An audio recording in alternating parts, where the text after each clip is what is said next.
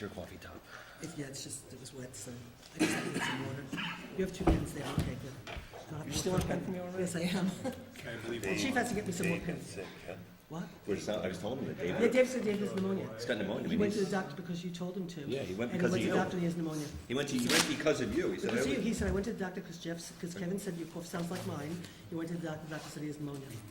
So it's a good thing that we met with him and you, but hopefully he was leaving us and going are we on? to take a Oh, nap. okay. Do I have a motion to open the meeting? So moved. Do I have a second? All in favor? Aye. Okay, please stand for the pledge. I pledge allegiance to the flag of the United States of America and to the republic for which it stands, one nation, under God, indivisible, with liberty and justice for all. Okay, good night, hello, everybody. Good night, everybody. Good night.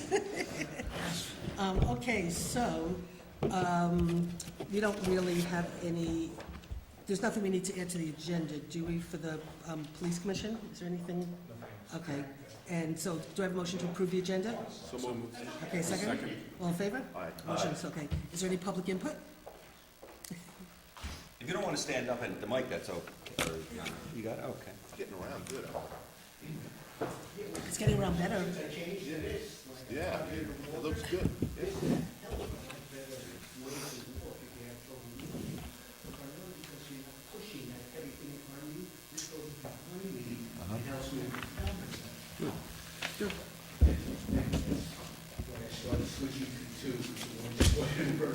Thank you. I have a couple of comments.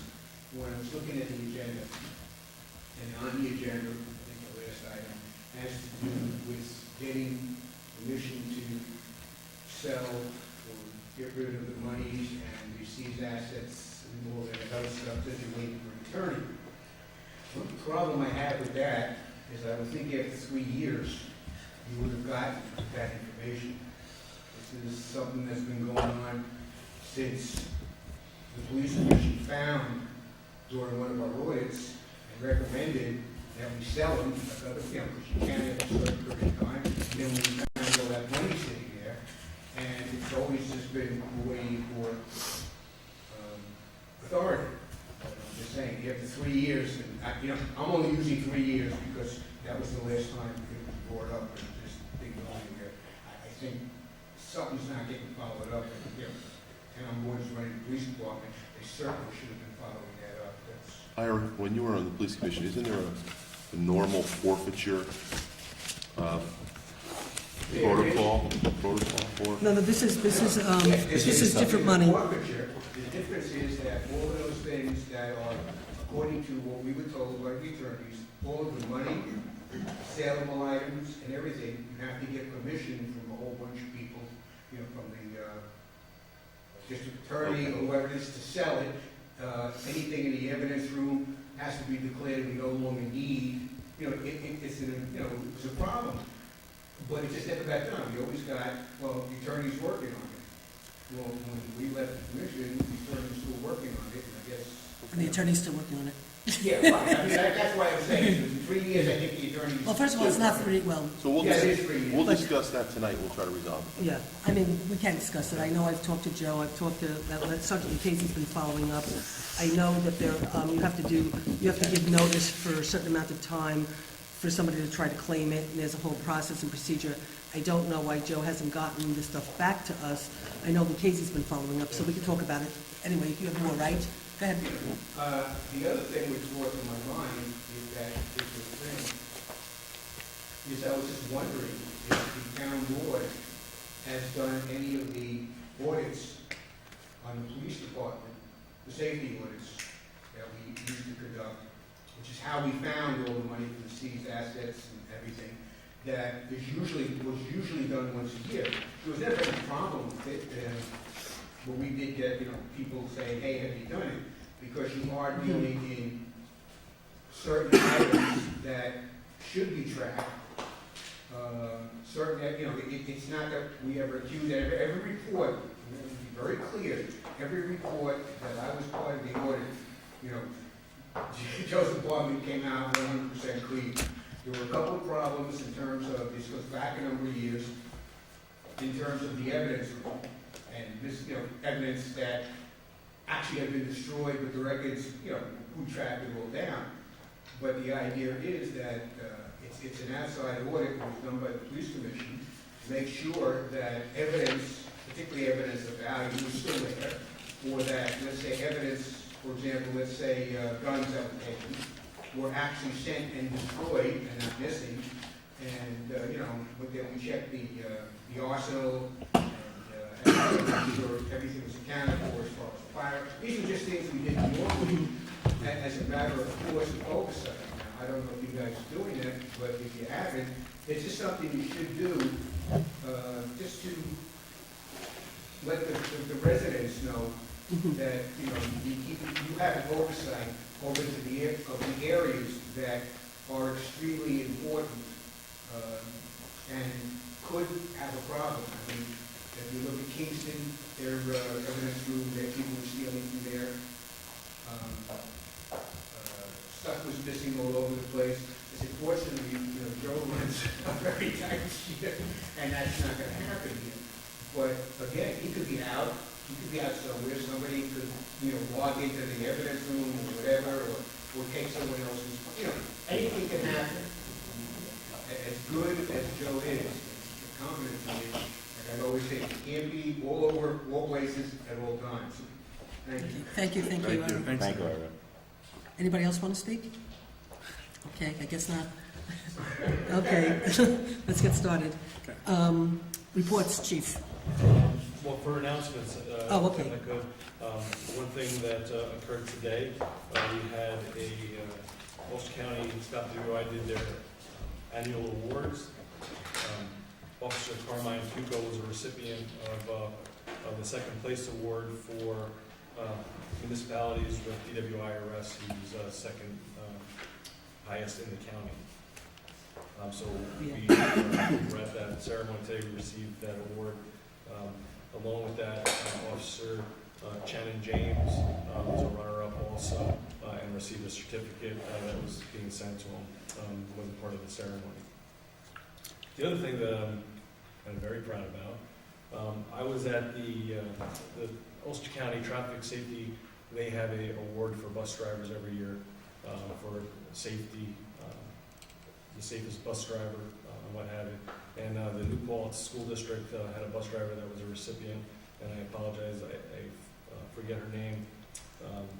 But during this, one of the awards that this was the third year that they're offering, Charlie Shaw was the chairperson of the Ulster County Traffic Safety Committee for Ulster County for a number of years. He had passed away in 2012. He was the type of gentleman that was right on top of safety concerns throughout the county. You can call him about an intersection and he would give you the stats right off the top of his head. And he kept traffic safety and especially school bus safety a priority. After his passing in 2013 was the first year that they offered a Charles Staller Award, which is issued from County Executive Mike Hine, and it's in honor of Charlie for somebody that demonstrates the dedication of service to Ulster County with traffic safety as a top priority. I'm very proud to say that, and as a surprise, I was a recipient of that this year. And I was very surprised and definitely honored. This is the first time that it went to someone outside of the Ulster County Traffic Safety Committee. First time for a law enforcement member to receive that. So I have a plaque. That's very nice, Chief. And I was very taken back by it. I thought it was very nice. And knowing Charlie and working with him so many years, it's an honor. So. That's great. That's And who nominates you for that? I guess I guess the Ulster County Traffic Safety Committee, Stop DWI, coordinator, they all kind of talk about who they want to be the recipient, and I've been working with them for years, and with the Underage Drinking Committee and different traffic safety programs. So again, it's definitely an honor, and That's great. That's great. Surprise. That's Congratulations, Chief. Thank you. And lastly, for announcements, just a reminder, next month is the Ulster County Chiefs Award, where we have 2 awards coming to New Paltz, one of which is for Officer Robert Sisko for investigations. He worked a phenomenal case. And also for a department award, along with sharing with other multiple agencies for the homicide investigation from Easter morning of 2014. When is the event again, Chief? That is it's Thursday,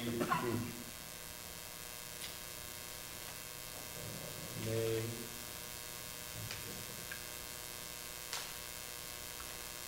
21st. Which is Thursday night.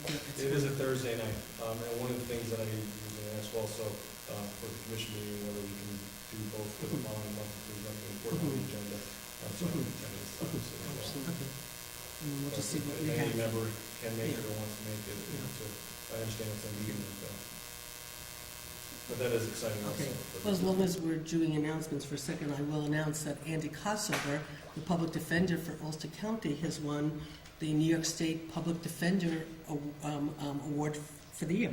Very nice. He's the #1 public defender in the state of New York, and he will be honored at the Public Defenders Dinner in Saratoga in May. Congratulations, Andy. That's incredible. It's really great. That's great for him. Yeah, it's really good. What else? So anyway, Okay, so that's all I have on announcements. okay. So reports, we have 2 defensive action reports for the month of March. Ordered him to get back in the car several times. At one point, the individual made some movements to a shirt pocket, at which time he unholstered his duty weapon and ordered the person again to get back in the vehicle, at which time he then complied. He was able to do a pat-down search of him to make sure that there were no weapons involved. The person apparently was just very upset about some vehicle problems he's been having, and was just a little irate when he got stopped by the police. But no injury reported, no further action required. The second report has 2 reports filed. Has to do with a 25-year-old male, Hispanic, 170 pounds, medium build, in regards to a disorderly conduct arrest, and then ultimately resisting arrest. The one officer in dealing with him attempted to place him into custody, and the individual refused verbal commands to comply. He placed the individual in an armbar and directed him to the ground. In attempting to handcuff him, he still was resisting.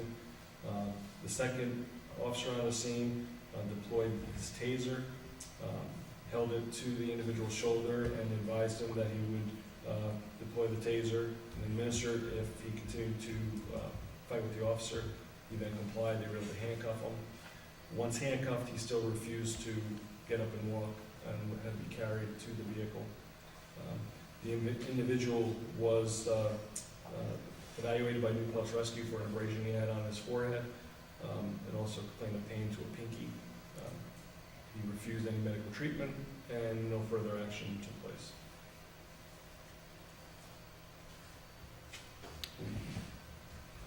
We have 2 letters of commendation, or appreciation letters. The first one was addressed to me, pretty much for the New Paltz Police Department. We offered our training room off to Health Communications, who is the provider of TIPS. TIPS is the training that we've done for the last 13 years in New Paltz. It's training for intervention procedures, where we actually train those who serve alcohol. And we actually hosted a room so that they were able to train additional people in our area. In doing so, we also had the ability to have one of our officers trained for free. So I've been doing it for 13 years. Officer Carmen Fuco wanted to be part of this training program and had a seat in the class. So we have a new TIPS trainer for our agency as well. That's pretty good. That's great. The other one is for Officer Heather Lloyd. She went to the museum school, got a class, and received a great little card and letter from all the students from the school, from that group, thanking her for coming and showing her all of the cool police supplies that she had on her belt and in her car, and just wanted to say it was all amazing and really appreciated her doing that. It was very nice.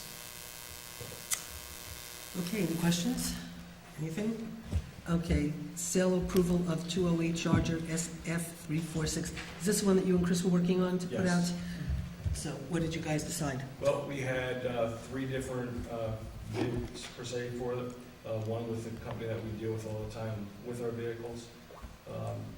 Then we had another one through the company that Chris deals with a lot. They gave us a kind of roundabout number, was a little higher than the first proposal. And we had a final proposal that we'd like to present, which is to Absolutely Automotive.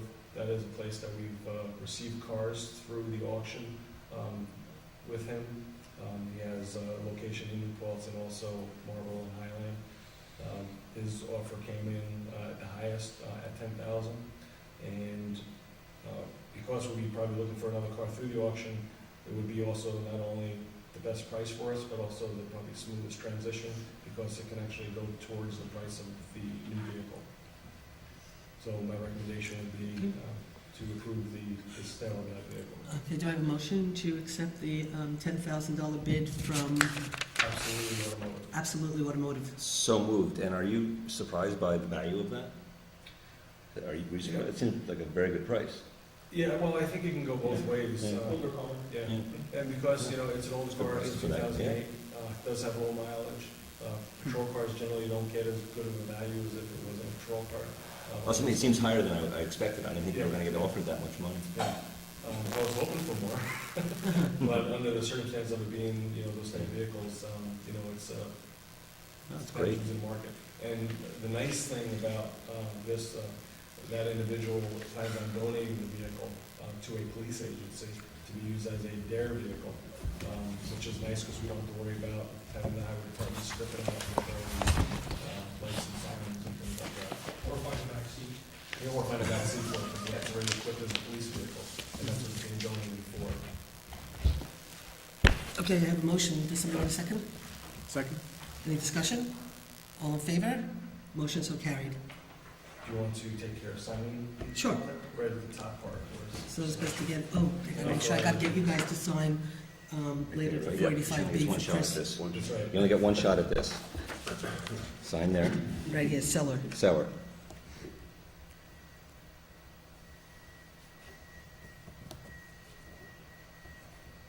So I have to- And print your name certain things. there. And then you'll be like- paying the taxes on this when they sell it. What's that? She'll be paying the taxes on it when we get the. That's why I signed with Supervisor Susan Zimmett, not just Susan Zimmett. And now in doing this, as we talked about last time, when we approved the purchase of the detective vehicle, we just had to talk about the funds, because we're gonna come up with an actual number for the replacement vehicle. I'm still working on the replacement vehicle. We do have funds available in the budget line for vehicles, because of the amount of the new vehicles that we had was lower than what was initially anticipated. But we talked about taking some funds out of the seized account to go towards the final cost of the replacement, between trading this in and purchasing a detective vehicle. If we could approve up to $5,000 for that money is going to the new car. Unless you want me to get that, the problem is we're not gonna then hold off until the next meeting, and cars that are sold to the auction don't sit there. So When are you doing the, when are you going, trying, as soon as we can, now that this is Uh-huh. approved, I want us to begin doing that. because we do have another meeting next week, but, now just, we are starting to get down on the seized assets. Yes, I understand that, yeah. We, And it might not get replenished because of the new law, but, I'm going to try to use as much money that we have in the Mhm. budget, in the car line, uh-huh, and, you know, what I'm thinking is if it goes over, you know, mhm. chances, what I've been looking at for a replacement car through the auction is somewhere in the ballpark of 17 to 19,000 for the replacement detective car. If we were to go new, it would be over about 30,000 or 32,000. So that's why we're going through the auction to save that money. My intent isn't to spend 5,000 out of that line, Mhm. because obviously we want it to be there for Yeah. many more things. Okay, does somebody want to make a motion to take 5,000, up to 5,000 out of the seized assets for the purchase of the detective car? So moved. Do I have a second? Second. Any discussion? All in favor? Aye. Motion so carried. We have the Taurus that we talked about, that we were also going to potentially try to see what we can get for it. The value doesn't seem to be really offered too well because of the year, condition, and mileage of the vehicle. Chances are it'd be, I think, in the ballpark of $300. Wow. It's 2001. It's Now, Joe, go easy. I have a 2002 Taurus, so let's go easy here, okay? Let's go easy. I'm still driving it, so your AC work. actually my air conditioner does work. Yes. Okay, the AC doesn't work. Oh, okay, so they're good cars, though. Good solid cars. Yeah, I mean it's dependable as far as getting from point A to point B. Not a lot of value, yes. We use it mostly for when officers either go to school in Kingston or something like that. It also gets used for urgent, for the officer that's assigned to urgent. My recommendation is that urgent is willing to take the vehicle, do any repairs needed, and continue to have it used for that task force.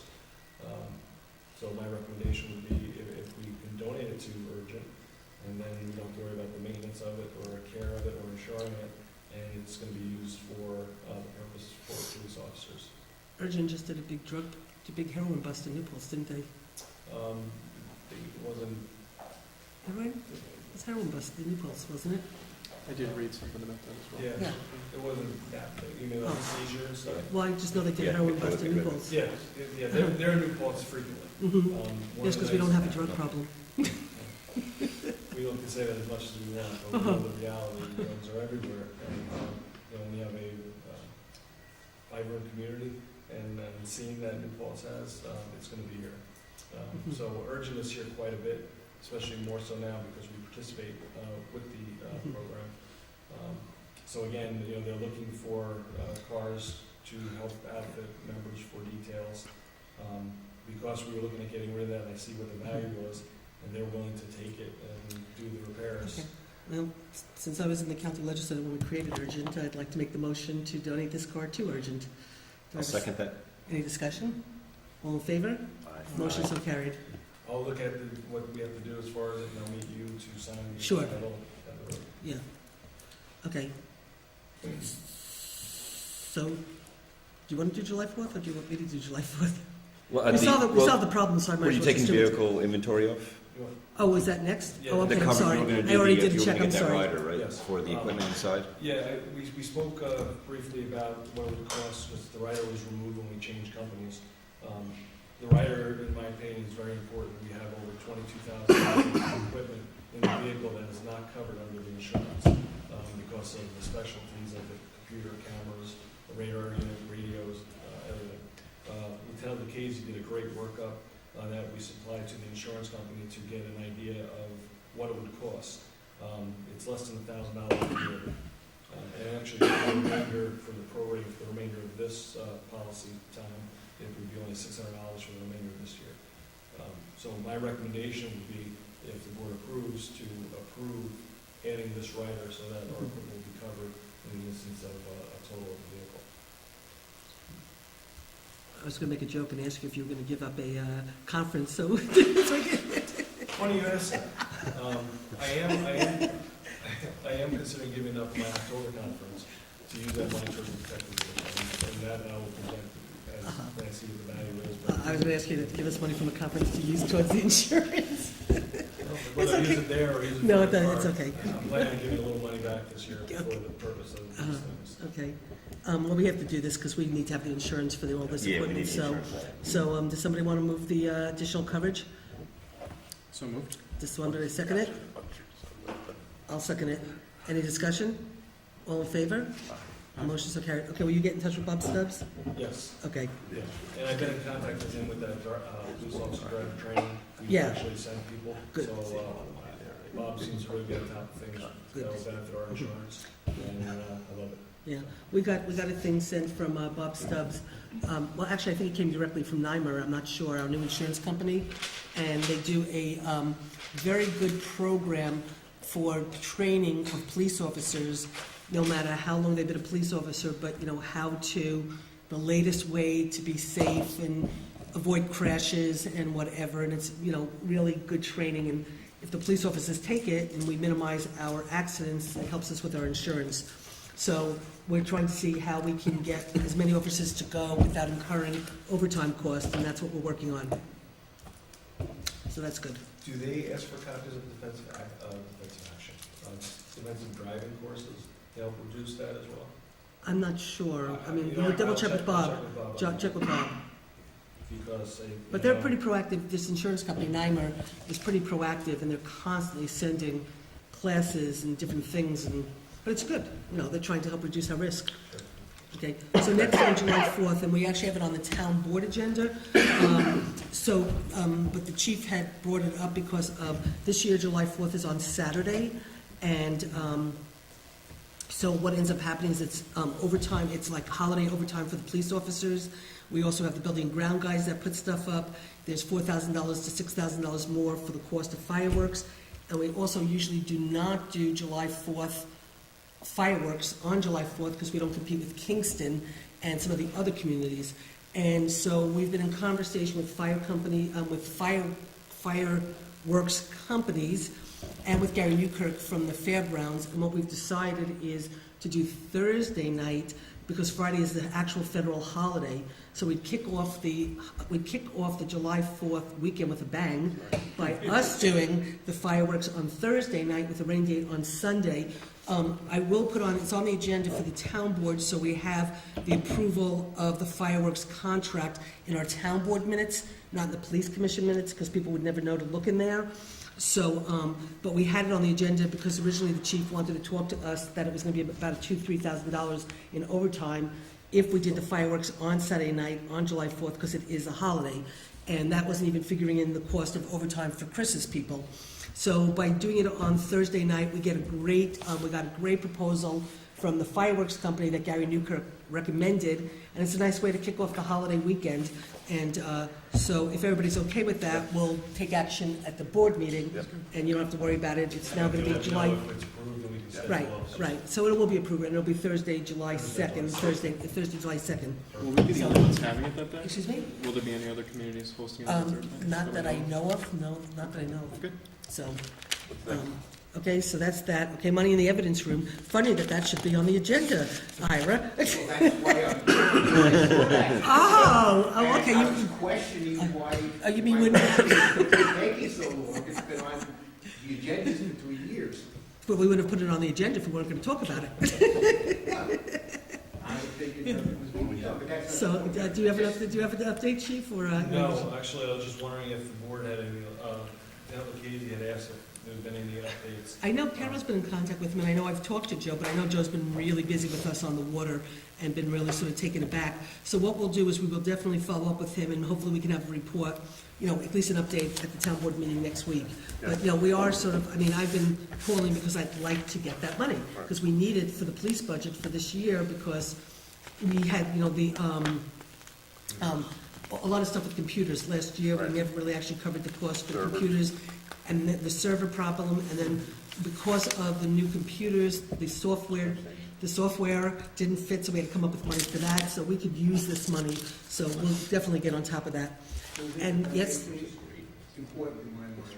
When you're asking about that, again, I'm reminding about selling all of the evidence that's no longer used. You have a lot of money in items that have been taken and put into the evidence room, have been in the evidence room for I don't know how long, and you can have like an auction. I mean, a couple of things that when we did the auditing store, you know, had quite a value to them. Even if it's a $10 value, why let it just sit and throw Yeah, away? no, we're I definitely, just want, because thank we're you. talking about the money, but when we were talking about. No, I know, there's more than that, yeah. Thanks, Ira. Okay, thank you. Okay, and is there a personal issue you need us to go into executive? Executive session, just a brief, probably 2 minutes. Okay, can I have a motion to go to executive session? Second? Okay, all in favor? Okay, we'll be right back.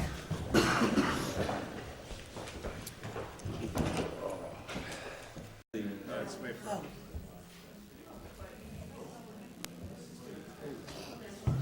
They're hot. I don't know.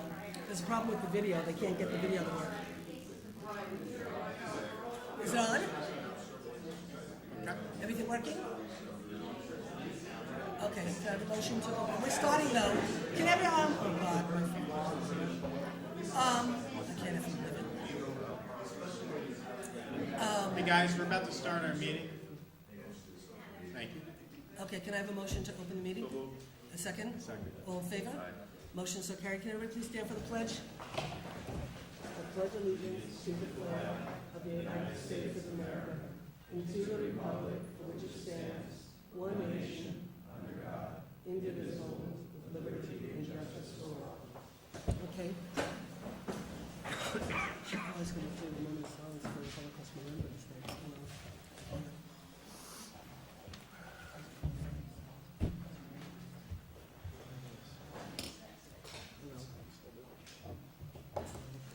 Okay, I have to add to the agenda where you have to accept RFPs for New York Rising for the Walker Bridge. There's some related resolutions for New York Rising that we have to take care of. We have to move dollars from Bank of America to Empire. I was authorized to move it at a board meeting before, but the bank we were moving it to said we should move it to another bank, so we have to do a resolution on that. I'll do the resolution putting on the fireworks, which we talked about during the police commission. We have some highway requests from Chris, and I want to do an update on the microgrid, status of that, and we have a resolution to authorize something for that. So, and then we're going to take, well, we'll keep the solid waste management on for a second, just to do a very quick update on that. So, do I have a motion to accept the agenda as amended? So moved. Do I have a second? Second. All in favor? Aye. Okay, thank you. Okay, we'll start with public input, and then I guess we'll go to announcements. So, anybody who would like to speak, please come up and announce your name, and, you know, limit it to about 2-3 minutes if possible.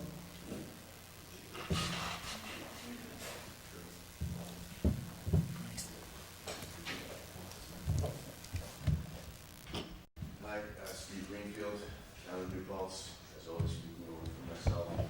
I have some concerns about some information I saw in this week's newspaper. Involved FOIL documents of travel reimbursement vouchers, seemingly two separate sets from the same dates sent to two different people, visibly different. One of them as was printed, others with redactions and handwritten notes on them. And I'm just wondering if Supervisor Zimmerman would care to provide the public an explanation of how that can happen, why there are two different sets of travel reimbursement vouchers for two different foils for the exact same dates, how that came about, what it means, and what's going to be done about it. Thank you. Anybody else like to speak? That's it? Nobody else? Okay, public announcements. Okay, where are our announcements? Okay, first, the Town of New Paltz Highway Department has a spring brush cleanup on March 27th. Brush should be placed with the thickest end facing the road and placed in a uniform pile.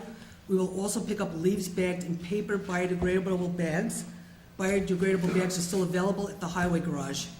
Due to the emerald ash borer beetle problem with the ash trees, any ash wood must be put into a separate pile and will be chipped on site and then removed from site. If any help is needed in identifying ash wood, please call the Highway Department for assistance. All brush and bag leaves must be placed out on April 27th to ensure pickup.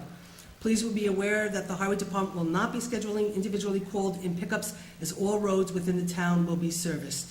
And I think, Chris, we're probably one of the last towns to be doing cleanup. Yeah. Okay, recycle your clothes and textiles. Donate, recycle, don't throw away.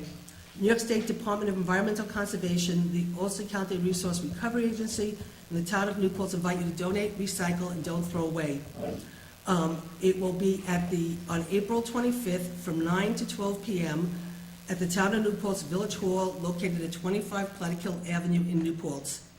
What's acceptable is all types of used clothing, footwear, and household textiles, items such as shirts, pants, sheets, curtains, handbags, belts, and footwear.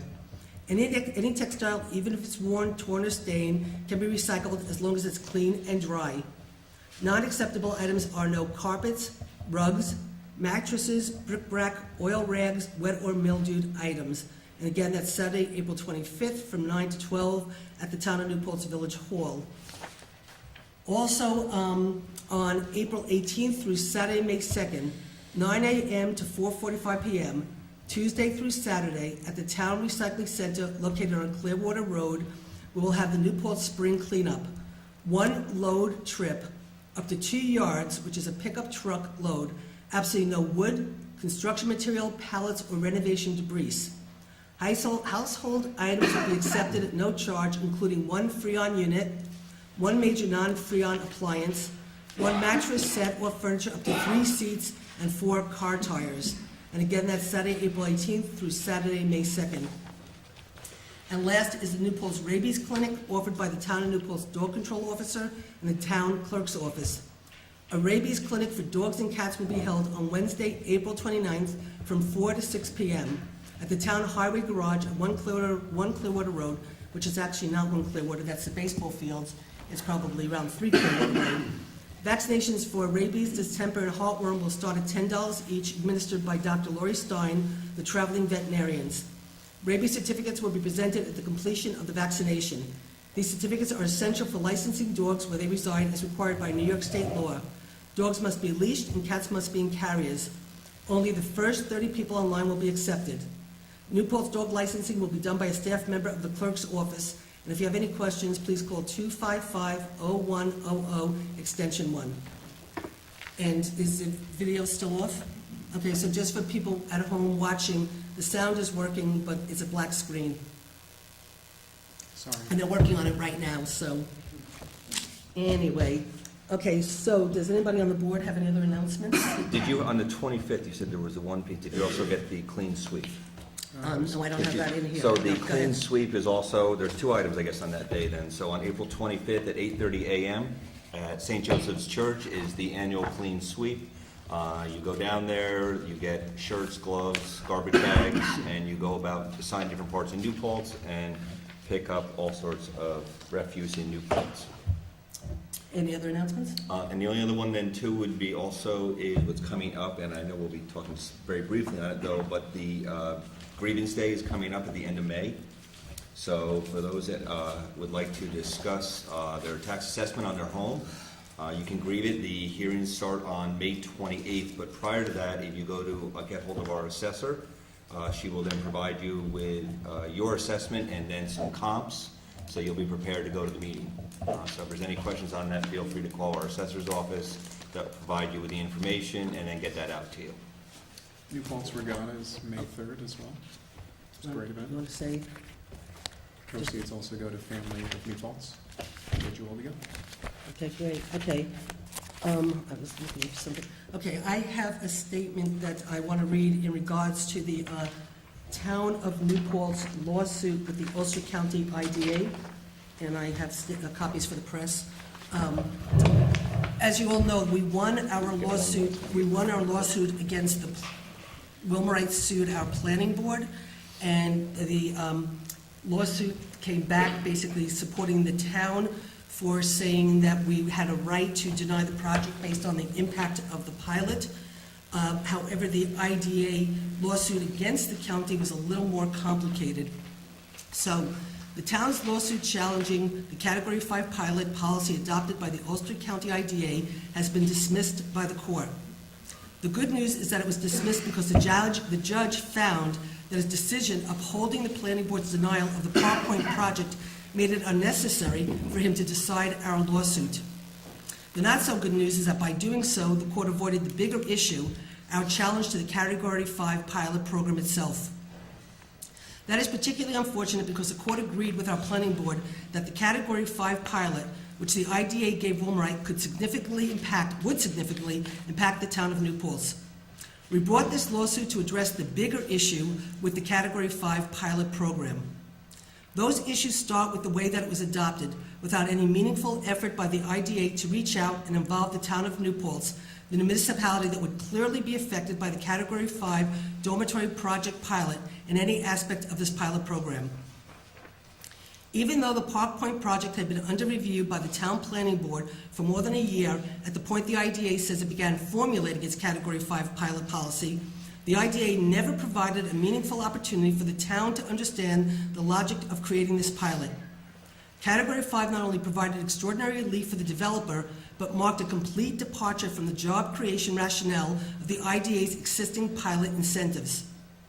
As the court has recognized, the extraordinary property tax relief that a Category 5 pilot provides a developer of student housing simply shifts the cost of such projects onto the backs of every other taxpayer in the town and village of New Paltz. The town board has told the IDA throughout this process that any incentive that burdens the taxpayers without a clear public benefit to our community and to our taxpayers is simply unacceptable, and even more so when there is no reason to believe that without the incentive, a developer would not seek to build market-rate student housing next to SUNY New Paltz. Unfortunately, the court avoided deciding whether an IDA has authority at all to create an incentive for housing development. The legislature gave industrial development agencies the power necessary to live up their name by creating incentives for industrial, manufacturing, warehousing, commercial research, and recreational facilities. Nowhere did the legislature mention housing. Large-scale housing development has much more significant impact on community resources and services than the facilities specifically authorized by state law. That makes the use of a pilot for housing problematic because in the absence of adequate mitigation, towns must rely on property taxes to provide the increased community services that new housing requires. That challenge only is made worse by the tax cap legislation. We brought this lawsuit to defend the town and its taxpayers against the impact of the Category 5 pilot policy, not just the Park Point pilot. The IDA policy is not only a blunt instrument that fails to ensure the town will be made whole for increased costs of projects like Park Point, but it has no standards to limit its use. As one member of the IDA said last April, anyone who proposes to develop housing designed for occupancy by students attending institutions of higher education can apply for a Category 5 pilot, which means that this is bigger than just Park Point. The developer reaps generous property tax relief that Category 5 offers, and the taxpayers shoulder the cost for 25 years. Upholding the planning board's denial of the Park Point project does not prevent the next developer from seeking those benefits. Until an appellate court rules otherwise, we are left to our own resources. On April 23rd, the town board will consider adopting a moratorium on the review or approval of dormitory projects until we have the opportunity to develop zoning measures that can protect the town and its taxpayers from the impact of the Category 5 program. As we proceed with that work, the town will encourage representatives of SUNY, the IDA, and the development community to join us and work collaboratively to address the college needs for student housing in a manner that avoids those adverse impacts. We have worked cooperatively with SUNY New Paltz to address issues of common concern, such as the New Paltz Tavern Owners Agreement, which I helped to create as a collaborative effort among the college and the campus community, local tavern owners, and town officials to encourage students to consume alcohol responsibly and lawfully and behave in a civil and appropriate manner. We are confident the town can do so on this issue as well, and if we are shown that incentives for student housing projects are truly necessary, we will work to identify and incorporate appropriate mitigation for the impacts. Our goal is to ensure that the town is able to continue providing the services that have made New Paltz the attractive community that it is, with good schools, responsive town police that has resources it needs to keep our community safe and protect our residents, and fire protection and emergency medical services that have the resources to protect life and property. That goal will never be moot. So we have to wait a little bit to see what Wilmright does next, and then we'll decide what we do next, but this is far from over. Also, there is a Assemblyman, Magarelli, who has introduced legislation on pilots in the state of New York, and they're working on the legislation to basically deal with IDAs, make them more responsible, and in the legislation, they're actually asking for the local taxing jurisdictions to have approval of any pilot that's given by an Ulster County IDA. Our attorney, George Lithgow, is in touch with their office. He's going to be sending, at my authority, all of our information, our lawsuit, the judge's responses, and all the information we have to Assemblyman Magarelli, so as he crafts this legislation about IDAs, he understands what New Paltz is going through and takes that into consideration, so we'll keep you abreast of that. So I don't know if anybody from the board has anything else they want to say or add or ask. Just a question, how long does Wilmright have to potentially appeal the decision? I think another 2 weeks, I think. Okay. I'm pretty sure that's what it is. Okay, so with that, Jeff, do you want to do the bridge update? We can do the bridge update. So we will be getting this all posted. I know parts of it we do have posted on our website. We do so have, I think we have a lot of it on there. Carol just put up, she put up the water, she She created a put water. the water, and I she think there's a created the bridge wa- one also. She just created the water one with Dave's presentation and other things that I don't know about if she got to the bridge one. I don't want to go through this, each piece with everyone here at the board, but I just want to have you updated. This was from our April 8th meeting. Just to go through, if you look at the first parts, again, I don't want to go through each page with everyone at the board here, but please feel free to look through it. They have two different types they'd like us to look at, and that is, you'll see one called a girder span and one called a truss span. And as we came down to it, they were just trying to get consensus from everyone of whether they prefer the girder or the truss spans. It was felt, though, by the steering committee that they would be like looking at the later ones where you see things like labeled like the Cambridge flat. They were looking, yes, more at things that have actual sides to them, but not the top superstructure. So the bridge will have some type of sides to it most likely, and then will not include a superstructure above it. Those are no longer required to build bridges. We also spoke about the timelines. Everything still looks the same. It looks like the bridge will be, by next year, we will have a temporary bridge up. If you go to the survey in the rear there, I know it looks like a lot of very undistinguishable lines, and it's a little difficult to follow. But if you can picture, you'll see where it shows where the new bridge will be going, exactly where the existing bridge is. If you look at 2 pages, the detour bridge will actually start right next to the current entrance. It will literally be about 12 feet away, 15 feet away. It's the very back, Susan. It's labeled Detour Bridge Plan Layout. And then it will extend roughly just by a couple degrees off the existing bridge. So there is still a lot of discussion out in the community, and we'd like to hear everyone's comments. So please feel free to forward them to us at Town Hall, or feel free to reach out to any of the committee members. And the discussion is about having a walkway bridge on it. We went down after the meeting, several of us went down and did a tour of the existing bridge, and then stood on the bridge while traffic went by. I had pictured if we built a pedestrian bridge just by using the abutments from the temporary bridge, which the county is willing to pay for, it would be a nice pastoral country scene. It would be akin to going out to Springtown Road in that bridge. It actually turns out that because of the proximity of the bridge to the new bridge, it will be virtually the same as standing on the existing bridge. It will be very loud. The traffic will both be heard and felt. So I know we do have our pedestrian committee is looking at it, Bike Ped is looking at it. They are going to kind of do some work on it too to see what is the best for everybody. If we go with the pedestrian bridge only option, there won't be a walking platform on the new bridge, nor will it be designed for bikes. So bikes will go fully on the pedestrian bridge, and then the other bridge will be used just for traffic.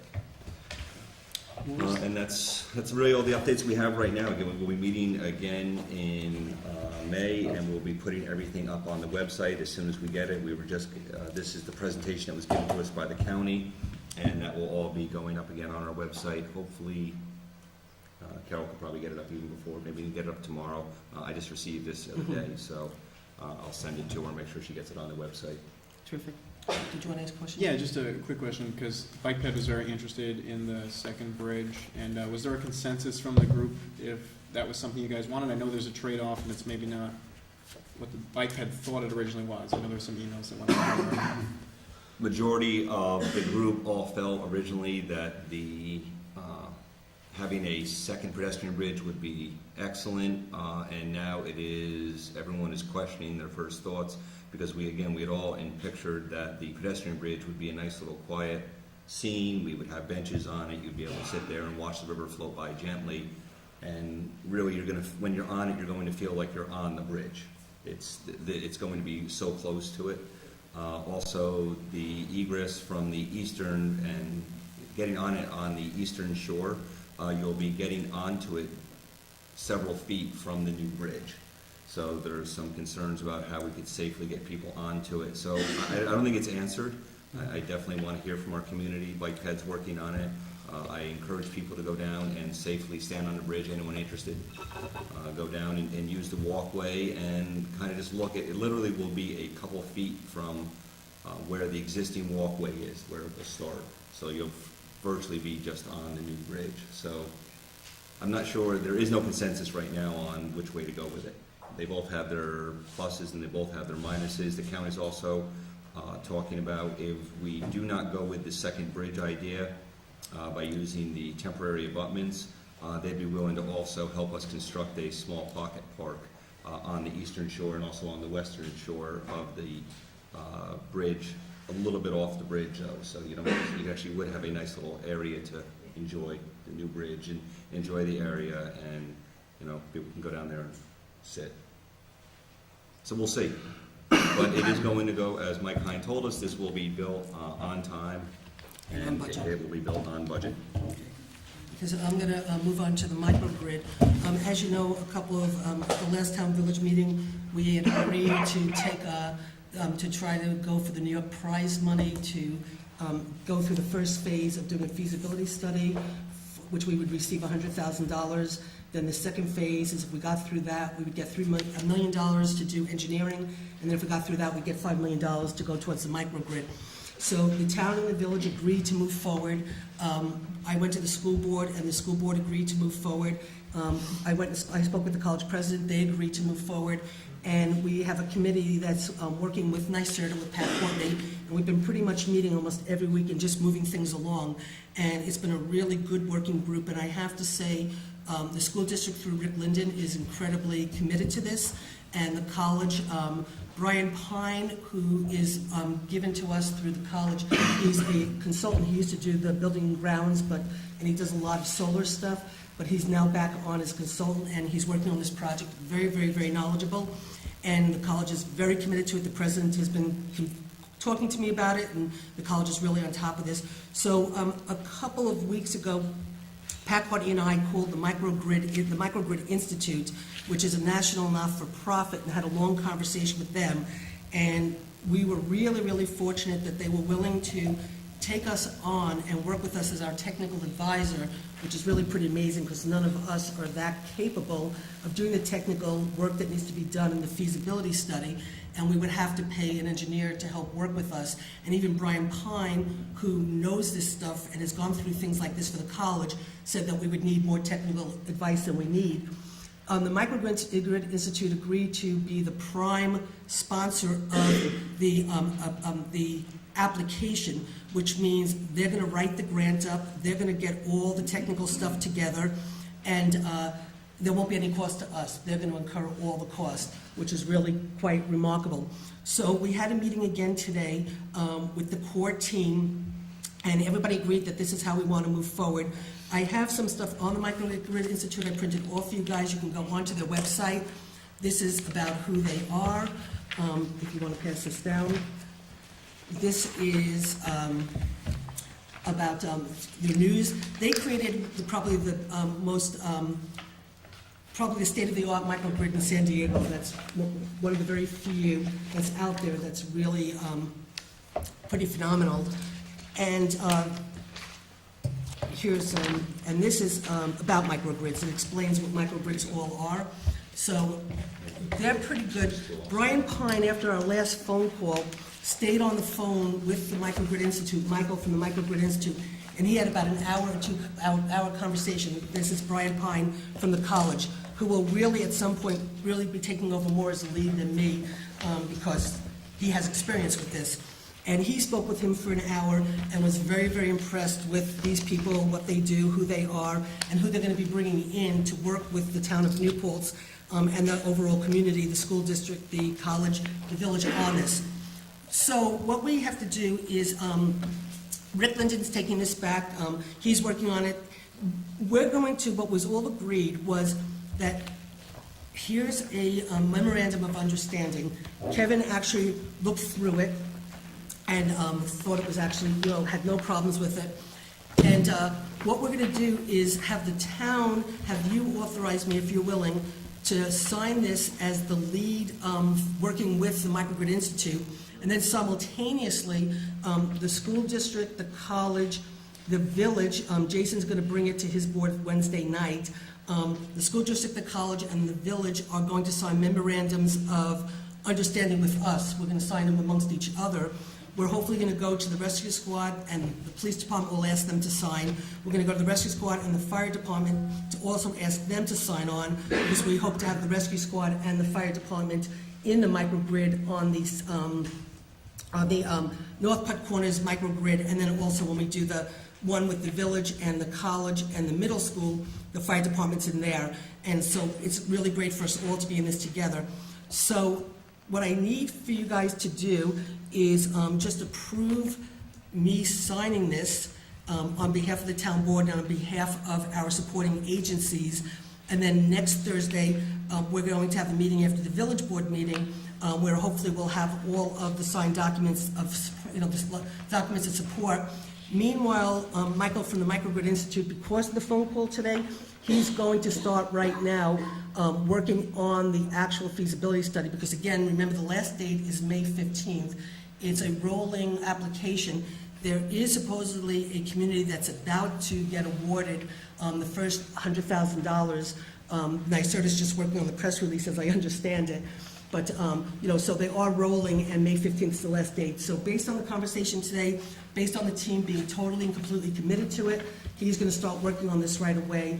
And Kevin, I do have actually in your change that you made in this copy, but what happened was when I printed it, this has, Kevin had asked for something to be in writing, and then also in addition, but this came out so small, I just printed out it didn't work when I tried to put in New Paltz.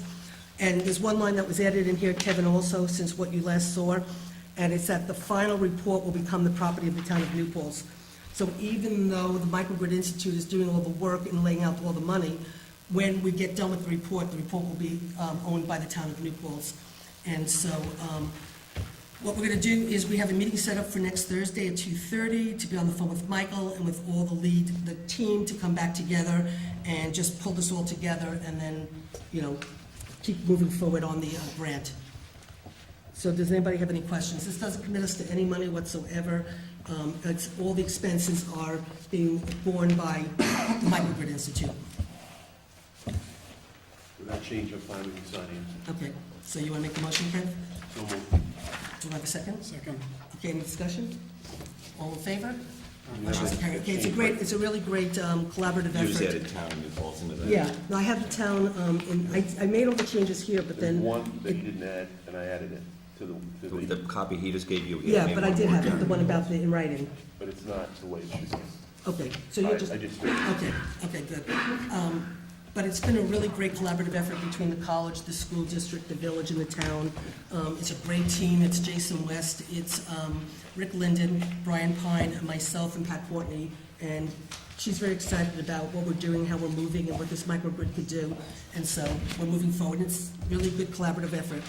So with that, you want to do the approval of the Lenny Loza to serve on the Board of Assessment Review? I move that Lenny Lowe be appointed as a representative on the Board of Assessment Review. Second, Any discussion? the only discussion is. That he has to go to take a class right away. He has to be notified for the class, and also that he is put in, because it's someone, I believe, resigned, so Lenny would then take over the remainder of the term of the person that is left. Okay. Do you have to swear himself? in? He's got to be sworn in and he has to take a class, so he's going to have to, I think he already knows to come in tomorrow, and the paperwork is already there for him to sign, for him to go to this class. So, because we start to have the review coming up. What? All in favor? All in favor? Aye. Motion so carried. Okay, next we just have to approve the Chambers 5K half marathon race. It's been reviewed by the police, reviewed by the village. So moved. There's no need for police. Second. All in favor? Aye. Motion so carried. Okay, pavilion rates. People are already calling, they want to start to rent the pavilion out. We're going to plan a dedication for the pavilion, and we'll come up with that in the next couple of days. But in the interim, so Jeff had done research For the reorg meeting, Jeff, you had done this where you had looked up the usage fees for Saugerties and for Gardner, and then we basically said that we would wait and whatever. So Chuck is recommending, you said Saugerties, they use the large pavilion for $90, the small and other pavilion use fee $70, Yep. alcohol beverage permit $80, refundable deposit for all $80. We have to talk if we want alcohol.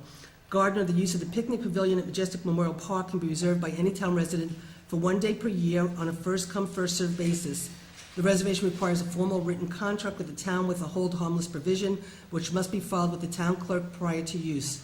In addition, a minimum donation of $50 required for groups of 25 to 50, 75 for groups of 50 to 100, and 150 for groups of 100 to 150 persons to cover maintenance costs. Any donation in excess of the above is earmarked for capital improvements. And Chuck, our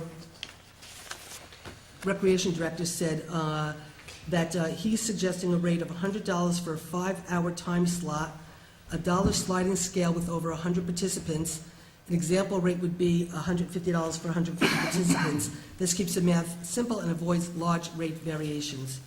So that's Chuck's recommendation. This is what Jeff had found when he researched it, but people are calling, so we need to set something tonight so we can start taking reservations for the pavilion. With a signed contract and hold harmless and insurance, right? Mm-hmm. So we just need to come up with the rate. I'm fine with that rate. So you're fine with what, We can always change it if we feel it's not appropriate. okay, so you're saying you want to use, Rick's or you want to use Chuck's rate? Which is close to what they have here. Okay, It's pretty much okay. close to what they have in Saugerties and Gardner. So what's up there? Town of New Paltz also is alcohol-free, cigarette-free, so I think, we don't allow smoking, so I'm thinking we should make sure that, No smoke, no right before alcohol? we can decide about alcohol liability. Well, I don't Kevin? really, honestly, I don't think it's appropriate to have alcohol because the pavilion is right next to the baseball Yeah, I fields agree. and the Yeah. soccer fields, and people are going to be having events And while I don't kids know are- the while kids are liability. playing, and so I don't think we And want... liability-wise, I'm Okay. not comfortable. Okay, so no smoke, no alcohol, and so does anybody, Kevin, you want to make the motion? So moved. Okay, so you're making a move to, $100 for a 5-hour time segment, and then a dollar for dollar increase based upon the number of people over 100 to 150. okay, do I have a second? Second? All in favor? Aye. Okay, motion so carried. Okay, next we have to do the New York Rising. Okay, so as you guys all know, we have $3 million coming in the state for New York Rising. The village has $3 million coming in for New York Rising. And we had a committee of town residents and village residents working together. They came up with a plan for a number of different projects. And the first project the state is authorized is doing the upgrades to the Springtown Road Bridge that goes to over the rail trail to get the emergency vehicles over to Springtown Road during floods. It's expected to be about $350,000. That's the project that they picked. They want to get started right away. There was a RFQ process that was followed very closely by the lead from the person hired by the state of New York to manage this. There was a committee that was put together of a couple of community residents to be there when they did the opening and to review all of the RFQs. They did a sort of scoring thing, and they came out with a recommendation to use CNS companies for the RFQ. So we're on a timeline, and there's some resolutions that we just need to do on behalf of the state. So first, we have to do the procurement resolution, and this was all sent to you. So it's a resolution approving the selection. Now, let me see if this one's a procurement one. Okay. A resolution adopting the following procedures and policies for the town of Newport for the procurement of goods and services necessary for the implementation of projects funded by the Governor's Office of Storm Recovery of the New York State Housing Trust Fund Corporation. And I did have our attorney, Joe Moriello, look at all these over. He said they're standard resolutions. He did not have a problem. So I won't read the whole thing, but it's just whereas in the aftermath of Superstorm Sandy, the United States Congress, through public law, passed the Disaster Relief Appropriations Act and appropriated $16 billion and later reduced it to $15.18 billion and for disaster relief.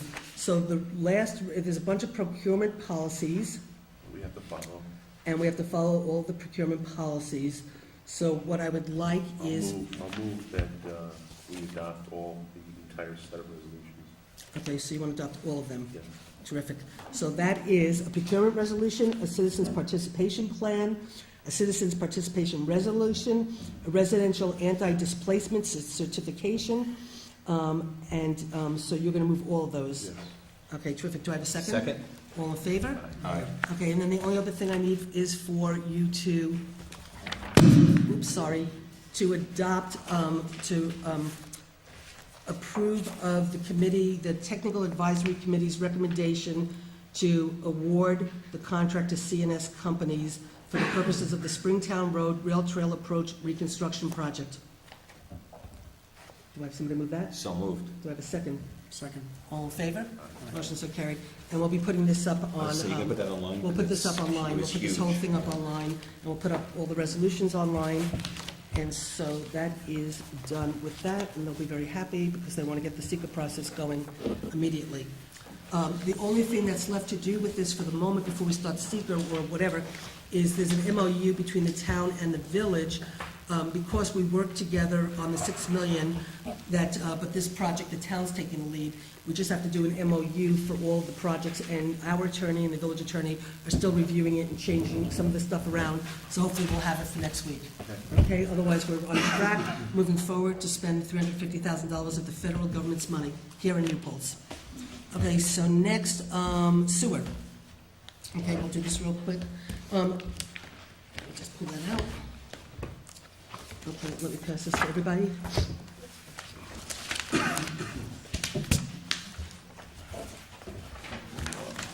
Everybody have? Okay. At a joint town-village meeting with the village, we agreed to attempt to at a joint town-village meeting, the village agreed to attempt to accommodate the sewer capacity of South Park Corners Road's future potential build-out. A follow-up meeting was held with Martin Brand, the Regional Director for the New York State Department of Environmental Conservation, Region 3, office headquartered in New Paltz, New York, along with Mayor Jason West, Dennis Larios, the village engineer, Dave Clauser, our town engineer, Deputy Supervisor Jeff Logan, and Town Supervisor Susan Zimmer. At the meeting, we discussed the problems with the village sewer and the plans for rehabilitation, as well as identifying the sewer needs beyond South Polk Corners Road that would satisfy future town needs.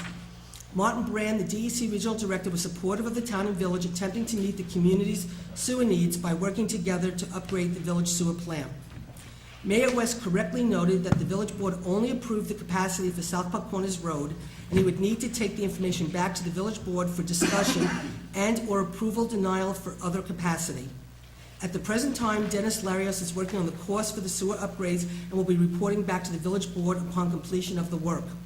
The attached sheet calculates the potential sewer needs for the town, and if you look at, you'll see what we need for South Putt, what we are projecting for the Wildberry Lodge development, what we need for Sewer 6 for Ohio Sewer District, the potential project of Hidden Ridge, which is workforce housing proposed on the 87 Motel property, the College Diner, which should be included in the sewer district and has been asking for a long time, and then the remainder of the prior South Putt sewer allocation of 50,000 a day.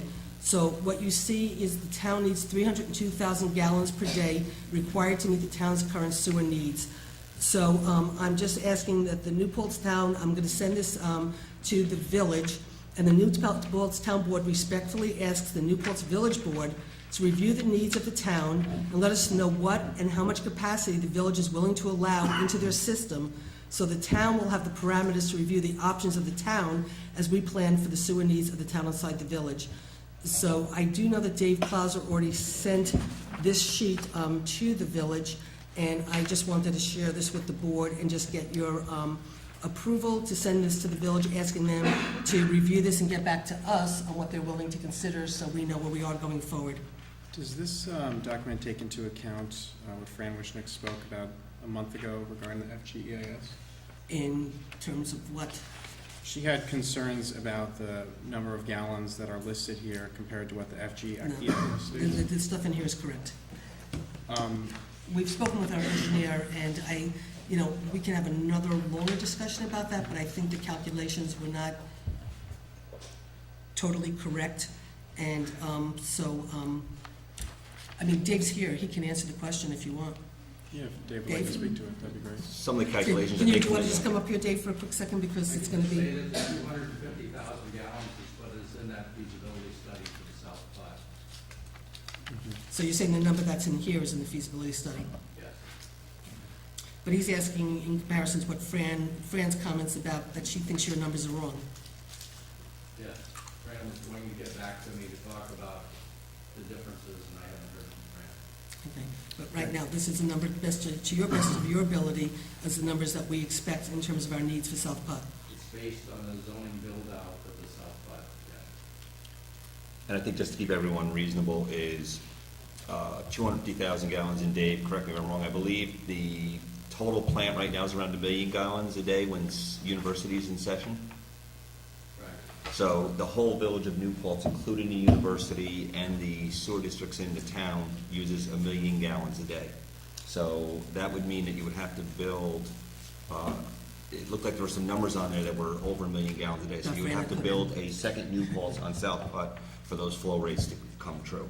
Those were from the So- Fran's numbers were like over millions, which Use is a not. million. So 250,000 would be a quarter of what is currently being produced by the village of New Paltz right And the now. truth is, the 250 is based on the build-out for the zoning. However, if it was all just warehouse, It wouldn't even be close if to it that. was warehouse, it would be like probably less than half of this. Oh, less than half. Less than half of it. If it ends up being Warehousing warehousing, usually which has- is probably, once we end up figuring out a couple of things, it probably will be mostly warehouse on South Putt Corners. And actually, the reality is, I get constantly from the county executive's office warehouse projects that are looking to come into Ulster County. And so I've been told by our dear Congressman Hinchy's office way back that if we put up a couple of steel buildings, we would have them filled in a heartbeat.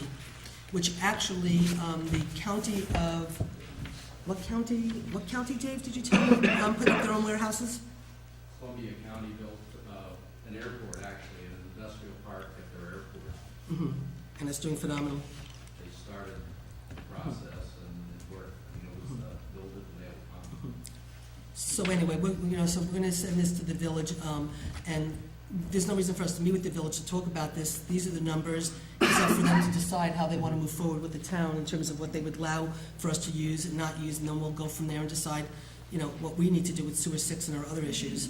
So I just wanted to Yeah. share this with the board. Is that document online yet, What document? the FGEIS? I think it was put on as soon as Carol found it. It's been quite a while I think it's been on for quite a while. Okay. We'll double check, but I think Carol put it on as soon as we found it. Great. Well, she went away on vacation, and then I think she came back and put it up, but I can double check. Okay. So, is everybody okay with this? Okay, so next, what? Oh, I'm sorry. Okay, next, real quick, the crossing guard, which should take a minute. And then we can move on to the more heated issues. Okay, here you go, place this down. Okay. Okay. The safety of our middle school children is of extreme importance. The need for a crossing guard at the middle school was an issue that the town took on to assure the safety of the kids was provided for. The current structure is that the police chief vets the employee and oversees the fingerprinting. The town pays the crossing guard on a 1099, and the school district reimburses the town. Recently, a very upsetting and confusing situation occurred in the firing of one of our existing crossing guards. The school district called the chief and wanted the crossing guard relieved of their duties. The chief, thinking that the school district had the final say, let the crossing guard go. However, it was the responsibility of the town board to take action, not the school district nor the chief of police.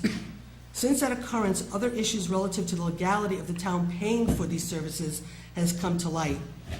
It is important that a crossing guard be legally hired, fired, and legally accounted for within a municipal budget. State law requires and legislates that if a school is located within a village geographical boundary, it is a legal obligation of the village to pay for those services. The town is prepared to continue the cost of the crossing guard until the end of the school year. However, we are requesting that the village include in their upcoming budget the cost to provide for the needed crossing guard as per state law after that. So if everybody remembers correctly, when I first came in and this was an issue that was raging and the school and the village were like not coming to consensus, we took it on as a town board, and we had a town board member who didn't want us to do this, but we did it. The village paid for it for the first semester, then the village stopped paying for it, and the school district came up and actually agreed to pay for it because we found a document that showed when they put in the, when they asked the DOT to put in the crosswalk by the middle school to La Bella Pizza, the DOT told them they could get it with, as long as they put in a crossing guard, and the school district agreed to that, so that's why the school district said they would pay for it. But the truth is, the school district, by law, shouldn't be paying for it. By law, we're not paying her correctly, and it's really the village, by state law, that should be paying for it. So what I'm requesting for this board is to support my request to ask the village, now that we know that the middle school is gonna be there and they're gonna be building it and there's gonna be a lot of work, the cleanest thing is for the village to put it into the budget. It's not a lot of money. For the village to put it into the budget, for them to hire, then they could fire, they can pay the crossing guard. We don't have this kind of confusion that we had. The chief, the police chief can still oversee the hire, the vetting of the crossing guard and the fingerprinting and everything else that comes along with it. But this is really the cleanest way to go forward, because I don't really know how the town is gonna legally pay for the crossing guard, because we can't do it on a 1099, and since the firing of the crossing guard, it's become a problem for the town, and issues have been brought to our attention that this was not the right way to do it. And so I would like for this board to request for the village to, since they didn't adopt their budget, to put it into their budget starting in September to pay for the crossing guard and take on the responsibility as per state law. Has the village acknowledged that this is, in fact, in state law? What was the rationale for them originally not doing this? I know way back when Jean Galucci was on the village board, I know that they were about to hire, the village was gonna hire a crossing guard, and the village was gonna take on the responsibility, and they had somebody they were about to hire, but they never followed through with it. I don't know what happened. It all went through the cracks. And then later on, when this issue came up again, for some reason, the village didn't want to do it. The school district said they couldn't do it, and it just went back and forth, and then I got elected. And the first action I took was saying that the town would take this on, because everybody knows that my first and biggest priority is kids. And so against Kitty was not happy with it. She didn't want us to take it on, but, and she wrote me an email and said to me, Susan, I can see that there's no way that I'm going to talk you out of it. And I said, Kitty, I said, the way you feel about open space and wetlands, and the way Marion DuBois feels about animals is how I feel about kids, and you're right, you're not going to talk me out of it. And so with the support of the rest of the board, we ended up approving it and taking it on. So we've been doing it in good faith. We've been working with the school district in good faith. But this last episode with the crossing guard pointed out a lot of the problems. And the truth is, from a legal perspective, the school district shouldn't be paying, and we're not paying the person properly. We'd have to hire her as an employee, and it's not really in the state law for us to hire it. It's in the state law for the village. So I just think it's appropriate for us at this point to ask the village to step back up to the plate and take this on. If the village should choose not to do it, then we'll have to go back and try to figure out with our lawyer. Well, we'll have to decide as a board if we want to continue. And if we do continue, we're going to have to figure out the legality of how we're going to do this, but it makes it more complicated for the town, and we have to take on more expenses as a town. So it just seems, and and unfortunately what happened with the last firing was, because the school district's paying for it, when they called the chief and said to the chief they wanted the person fired, the chief fired the person. It wasn't for him to do, it was for us to do. But what would we do? It's not fair to put us in a position that school says to fire the person, and then we say no when they're paying. It's not really a good situation. So I just think it's cleaner if the village takes it on, as per state law. So can you please not, Steve, we're having a meeting. If you want to talk, please go out of the room. Steve, please go out of the room. We asked Dave a question because it was part of our conversation. Okay. Well, I'm sorry, I didn't hear it. Well, I guess your voice is louder. I want to know if anybody would like to make a motion to send this to the village. So moved. Do I have a second? You seconded, Dan? Okay, any discussion? Okay, motion so carried. Thanks, we'll get this to the village. Okay, next is the DEP Town Water discussion. I'll turn that over to Deputy Supervisor Jeff Logan. And also, all the documents are on for the South Putt. It looks like they've been on for, I don't know, so quite a while. So all the South Putt feasibility studies are on there, and the usage, and there's some Dave Clouser pieces on there too. So if anyone wants to go on and look at them, we do have them all on our website. And we'll also get the water, I'll also get the bridge on there also, the newest bridge one. You I just didn't got get- it. You just got it, You so. can't just get it and get it up immediately. No, It takes we'll get it time. on, say, I didn't get it on, but we'll get it up there as soon as we can. So for the 101 Plains Road Water and DEP Water, we had a meeting that many of you attended, so thank you very much. Some people here attended. And we did learn a lot from that, and so we're gonna give everyone an update again where we are right now. We are taking the Plains Road Water and the DEP Water very seriously as a water source for the village during the shutdown, and not just the first 10-week shutdown, but the multiple shutdowns that will be going over several years to repair the aqueduct. You know, we listened to many of the residents, some of you are right here, so we listened to all the residents there, and we are continuing to listen to you. We did take a lot of questions down, and we are working on those answers for a lot of those. So we'll both be providing them out to the residents, also putting them on our site and having a follow-up meeting with those questions. We've been meeting with the DEP, with engineers and with attorneys. Susan has been meeting as a supervisor, has been meeting with Joe Moriello and another attorney on his staff, and the DEP. We also had a meeting with the supervisor and Kevin were present at, and it was a meeting also with the DEP to again understand some of our concerns over where we are on the project and where the project is going. We have all read the study, and most of you have read the study and have gone through it, and this is the study that was approved by the DEP, the DEC, the engineers, both independent engineers and engineers that work both for the city, the town, and the village. And it's also the same study that we all approved as a joint board to approve going ahead with the town with using the 101 Plains Water and also using the Plesser property, which was the other one we did discuss. And again, some of the big concerns that were the 10-week shutdowns, would we be able to provide enough water for that? And the study did clearly show that everyone did agree that the time frame for the shutdown would be adequately covered, plus there would be ample reserves even after the 10-week shutdown. The creation of the water district and how we got to where we are now is the creation of the water district is to protect all the residents, myself included, on Plains Road during the shutdown and post-shutdown. And this is, the DEP will be paying for 100% of everything involved with the shutdown, including the full creation of the water district, and that includes running the pipes directly to people's homes for it. A lot of things that we have discovered is that there are risks to the project. And the risks are, it's the work at risk it is referred to. I know some of you that are more familiar with the project have heard that phrase. And the working at risk means that we would be working, so to speak, on our own until we are reimbursed by the DEP. And that comes with certification. Now, this is a normal process. The certification is done by the New York City Comptroller's Office, so it's actually a department outside of it. It actually really isn't much different than any time a project is taken on by any community. So with the mitigating factors we need is the registration process can take up to 3 to 4 months.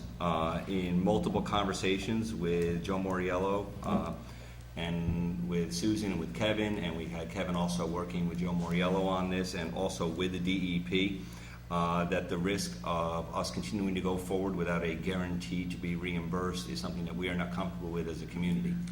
To say how much money it would be. It could, we are looking right now, if we go forward, the next amount of money we'll need would be up to about $500,000. And this board, members of this board, we're not comfortable with spending that money without knowing that there is a reimbursement for those funds. So again, in many conversations, with all the interested parties. Right now, we're going to continue what they call the registration process, but we will not be doing anything forward on the project beyond what has already been done by the village. Secret engineering, stuff like that. Mapping. Stuff. So We the know secret process, the secret mapping, process, no. the mapping, all of that right now, we won't be continuing forward on. Everything that was done, obviously, all the studies that were done prior also were paid for by the DEP through the village. So right now, we are going to continue to work on the registration process, and that we hope to have completed Again, it can take up to 3 to 4 months. We may have it even sooner. We'll also continue to be working with the village on an intermunicipal agreement, or you'll hear us use the phrase IMA. And IMA with the village, we are continuing to work on. We hope to be having a joint meeting with the village sometime in the next couple weeks to solidify an IMA.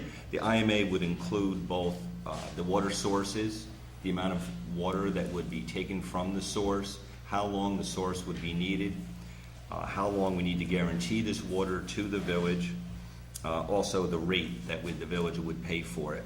All of these are still in negotiation. There is nothing that has been agreed to by our attorneys, by this board, so everything I just mentioned is all still being negotiated in the contracts with the DEP and also in the contracts with the village. And I wouldn't even say it's negotiated, I would say at this point it's just discussions. You're talking about the IMA? yes, I Well, the apologize. IMA, Yeah, well, just to be actually, clear. you actually had done an IMA with Tom Rocco when we I'm first. talking about the IGA. Okay, and the IGA. Okay, well, the yeah. IMA, well, Kevin, Jeff is talking about the IMA right now, which we have to do with the village, and there's a priority to get the IMA done with the village right now as soon as possible. Which is a little bit less complex. Right, exactly, so Yeah. hopefully that should be done within the next week or two. The IGA, which is the contract between the DEP and the town, the village has their IGA that they're negotiating, and we're not invited to their meetings. And the town is doing their IGA negotiation with our lawyer in the DEP, and they're not invited to our meeting despite the fact that we were criticized for not inviting them, even though you always call Tom to let Tom know what's going on. But regardless, and Tom is back, welcome back, Tom, not a day too soon. So we are dealing with the DEP lawyers as we negotiate the IGA, and because there are certain concerns we have in terms of number of shutdowns and certain obligations that the town has to guarantee that we might not be willing to do. We've been having a lot of discussions trying to negotiate with the DEP to make sure that we're comfortable as a town in terms of what we're promising to the DEP and what we're promising to the village. And so, we're just not basically saying, sure, whatever you all want and signing on the dotted line. We're really having very serious conversations, serious negotiations. And so the IGA will continue to go and be negotiated. That'll probably take a little while longer, and the IMA hopefully will get on sooner. And now that Tom has returned, we are actually, Tom and I traded phone calls several times today, so thank you and welcome back, Tom. But we are, and I don't want to leave anyone with the impression that neither the DEP or Tom has been remiss. Everyone has been very open. We are talking at any opportunity. Both the DEP has been very open to discuss with any of us, any issues we have, and responds to us very, very quickly with anything. And also, one of our concerns here is also with the village elections coming up. There are some people that are running for office that are still looking for other sources that were not identified in the plan. And if that's going to continue to be pursued, it won't be funded by the DEP, and then that could potentially leave us holding the bill. So again, that's why we are holding off till we get registered with the DEP, with New York City actually, with the comptroller's office, and using the identified sources that everyone agrees are the correct engineering sources. There are people that are chasing around water sources that do not have any funding and also do not have any engineering or real engineering behind them. The DEP is completely behind the town and our risk aversion. They completely understand where we are. They understand that the money spent at risk is a tremendous risk to our town, and they understand that we are going to have to wait till the comptroller's office in New York City approves us or has us validated as any project that can be paid for. We'll continue to work with the attorneys, as Susan had said, on the IGA with the DEP. They've been, again, very open and very understanding of our concerns and have been assisting us with our concerns about the number of shutdowns, the length of the shutdowns, and the length of the water and how long we'll want it. And as Susan had said, this is something that's going to probably take a little bit more time than the IMA. So the most important task we have right now is the IMA. It's getting the IMA completed and making sure that the amount of water that is to be supplied, the source of the water, number of shutdowns, and cost of water to the village is all completed and is agreed upon by both parties. I think the other thing, again, we say about the community meeting, I see some of you also, writing. Please feel free to reach out to me or call me or email me if you have anything that you need more from us or you have any other ideas. We really haven't scheduled another meeting yet, and the reason being is we are still collecting information, and we are looking very hard at some of the information that, questions that you guys brought up at that community meeting. And we're going to continue, with the regular dialogue with the community. We're going to let you know, and that hopefully we're doing all of this to assist the village to have a water source. And if they do decide that this is not a water source they want, then I don't have another answer. If the village decides that there's a water source that they can fund independently and that they feel is safe and potable, and they have engineers that have different opinions, then I just want to assure everyone in the town that we will not have exposed you to any financial risk that I'm not comfortable with. I know Kevin's not comfortable with it, Susan's not comfortable with it, and it's why I brought in Kevin and brought in Susan to talk to DEP, and I brought in Kevin to talk to the attorneys, because this is how he speaks. And my concern is the data risk. So we have some very good studies that show ABC, and then we have some contrary studies that show maybe ABC is not necessarily true. So on behalf of the community, as one of, or a couple here last week said, we want to make sure that we take steps to ensure that the town has an adequate source of water that it can deliver. And then we have to look at the DEP's contract and look at the number of times they might want to tap that water supply during any given year and impose some limitation on that. Ultimately, the goal would be not to run those wells out on Plains Road at the maximum rate for a 10-week period. So I'm concerned about data risk on the community. If the engineering is right, then we're all in good shape. But if the engineering isn't right for some reason, I don't want the town to assume that risk. So if we have to develop alternative supplies or sources in combination with what we've discussed, then we should look into that. Just to wrap up, and then if Dan has some questions, but just understand, by us doing this, the schedule for the DEP shutdown is very, very aggressive, and the plan that was on the table really needed to follow a timeline. By the DEP agreeing to work with the town to hold off on doing any of the mapping or the seeker until we get certified, so we don't have to expend funds without having a legal document that says we're going to get paid back. This does undermine the process that the DEP was working under, which means the DEP is going to have to do some alternative work to help with the first shutdown. So this is not an easy decision in terms of, I don't want to say it's not an easy decision. The DEP understands our concerns, and they're working very closely with us to make sure we feel comfortable, and they're going to do what they have to do to make sure they can accommodate this shutdown in a way that works for everybody. But it certainly throws a kink into it for the DEP, but at the end of the day, they really do understand that it's not fair for us to ask the community to go out for $500,000 without a guarantee that we will get paid back. Now understand, there's never been a community that's not gotten registered. There's never been a community that's never gotten reimbursed by the DEP. But this is New Paltz, and we pride ourselves on being different and being first, and we just can't take a chance that New Paltz will be the first community that doesn't get registered. We just can't do it. It's just too much money. And the DEP understands it, and they've become really sympathetic towards us in terms of working at risk. And we're just working together to try to figure out how to make sure that the residents of New Paltz have water during the first shutdown, and then we proceed in the future to make the shutdowns work for everybody with the least risk to anybody. So that's where we're at. That's our update for now. I don't know, Dan. Yeah, I just had a question. My understanding is that a water district is created via voter approval. What would be the impact on the project if that water district were to be voted down? It would The end have of the project. So one of the things that I was thinking is that when we do our next forum, although I know this is not traditional, it would be almost interesting to have some form of gauge on the community or those who would vote in that district on their feelings on that, because if we have and I'm not saying that this is the case now, but if we have a feeling going in that a referendum would not pass, and it's contingent on that referendum, you know, then we're spending a lot of time Well, and energy. Ultimately, What are if your the feelings? Do DEP, you think it will pass? I'm not sure, which is why I think it would be good Are to you getting gauge the feedback community from on that. people predominantly saying it's not a good idea?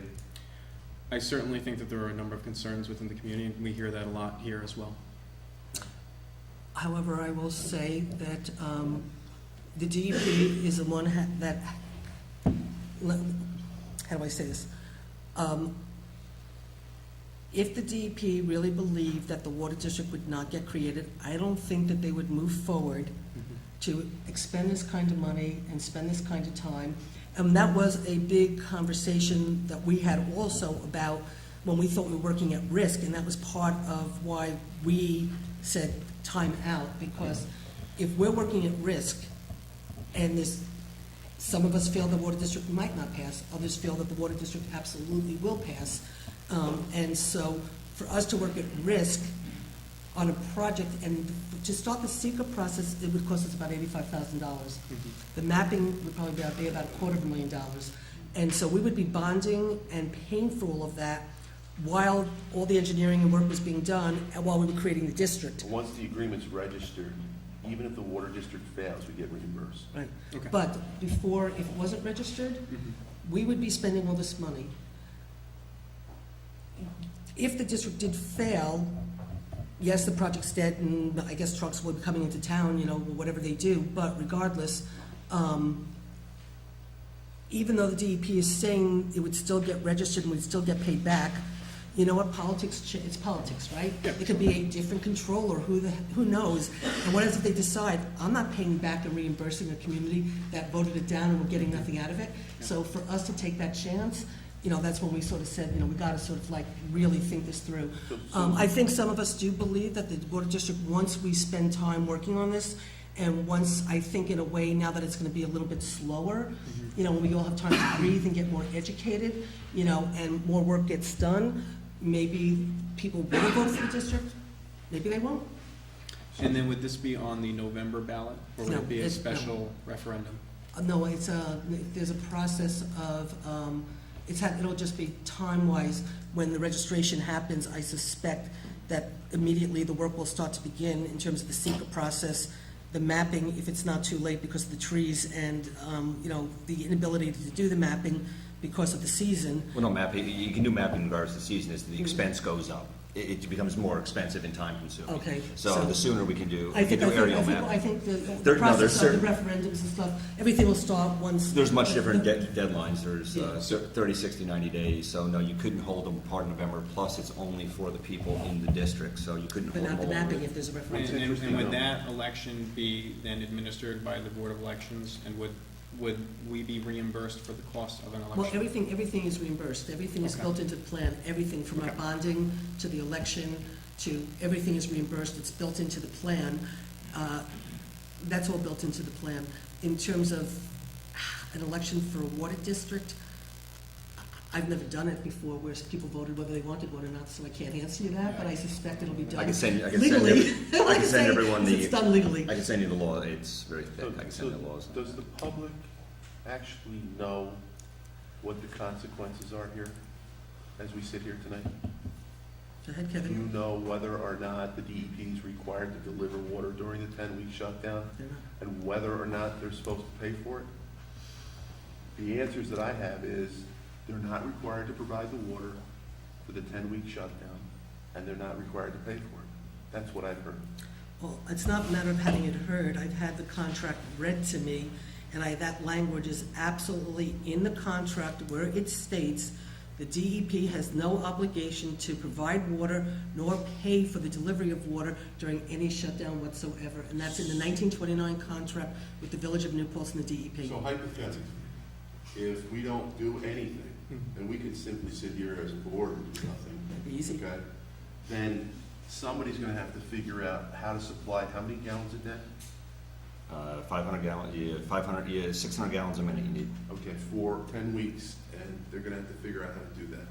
which could be, what, maybe 200 tanker trucks a day?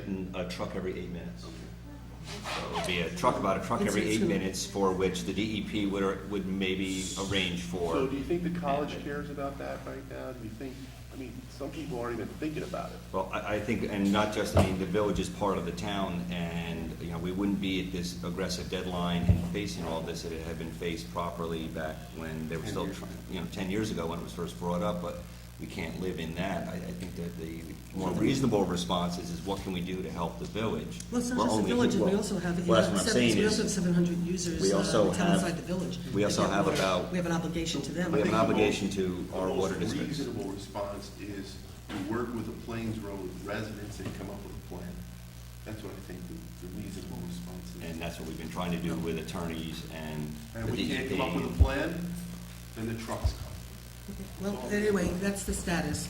So right now, we're gonna continue to negotiate the IGA. We'll work on the IMA. Once that's all done, then the registration process will happen, and then it'll be about a 3 or 4 week, 4-month breather, and then we'll see where we go from there.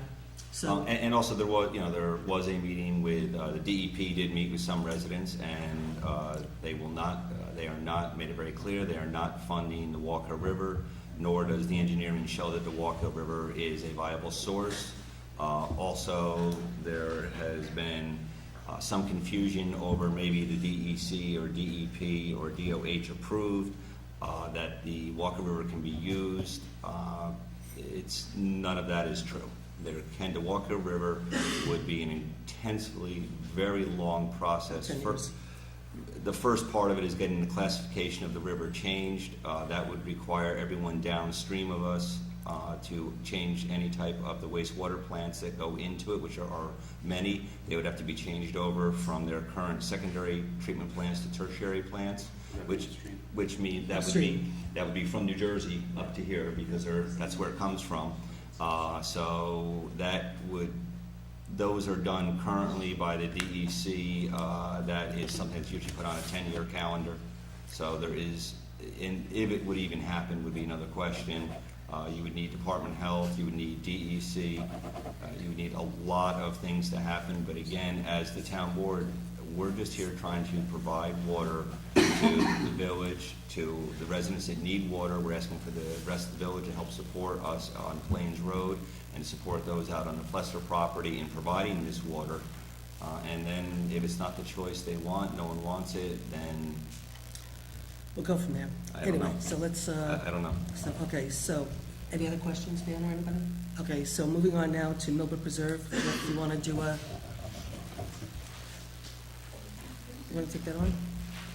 Do you want to wait? We'll just wait a few seconds, because I think some people are going to leave. So why don't we just wait until...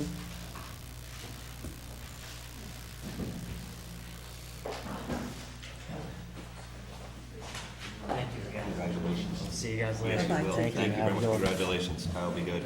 Thank you. I'll see you guys soon. Yes, you will. Excuse me, what? You want the, yeah, I have it right here.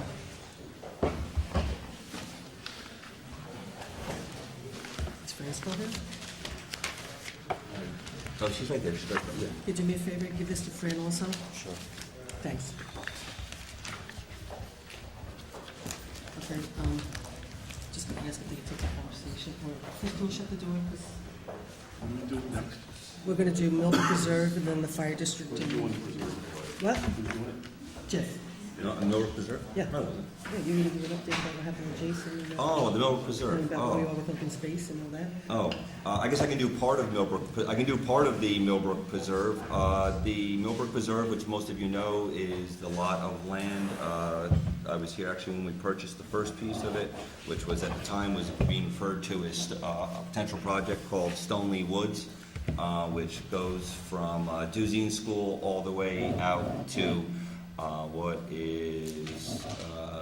goes all the way out to North Hot Corners Road virtually. Goes just shy of that. There is a piece of land still in there that has become available with what's the price?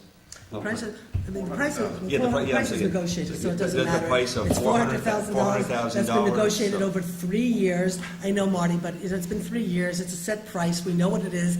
There's no negotiating off of it, so at this point, we might as well just, put So it out anyway- there so the community knows what we're dealing with. This is why I thought Susan was doing the update. No, There's a go ahead. reason to. So $400,000, the 3 board. years we negotiated. The board authorized me to go and meet with the mayor and some community representatives to discuss, and also the deputy mayor was there to discuss the purchase of the land.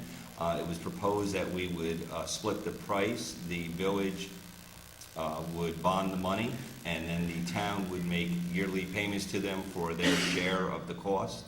I felt I was only speaking for myself as a member of the board, but I thought if I brought it back to the board, they would approve it. We did discuss it. I discussed it with several of the board members. They felt this also was a palatable way to pay for it, but the village board denied it. They Well, would not. it was Jason's recommendations, so. It was the also mayor- Jason did agree The to mayor it. made the recommendation, The and mayor then made the Sally Rhodes and Ariana said no. The counter offer, though, where it came back to, there was a counter offer made by the village for which they were willing to split the interest payments only with the town. So when you're paying, I don't know, what are they paying on bonds now, 1%, 1.5%? So they were willing to split the interest payments with us only, not the cost of the $400,000. There is some discussion, and there seems to be a little bit of confusion over the open space bond that was passed in New Paltz in 2006. At the same time that was passed in New Paltz for $2 million, it was passed for $1 million in Gardner and $1 million in Marbletown. New Paltz has spent about $600,000 of our open space bond. Gardner has spent exactly zero, and Marbletown has spent exactly zero. Gardner actually just finished spending about $700,000. They spent almost 3 years raising, maybe more, the Hess Farm. There was no need of them. In 2006, it was prior to one of Susan's favorite enactments in New York State, which was the cap. Oh, the tax cap. So it was prior to the cap, so a lot of communities look forward to having those passed. With the evolution of the tax cap, it becomes very difficult now to go out and bond money and to have that dedicated payment every year. You have to figure out how to repay the loan. You have to pay the money back once you borrow it. The people that loan you the money actually want their money back. So they found very creative ways, many communities, Gardner being a good example.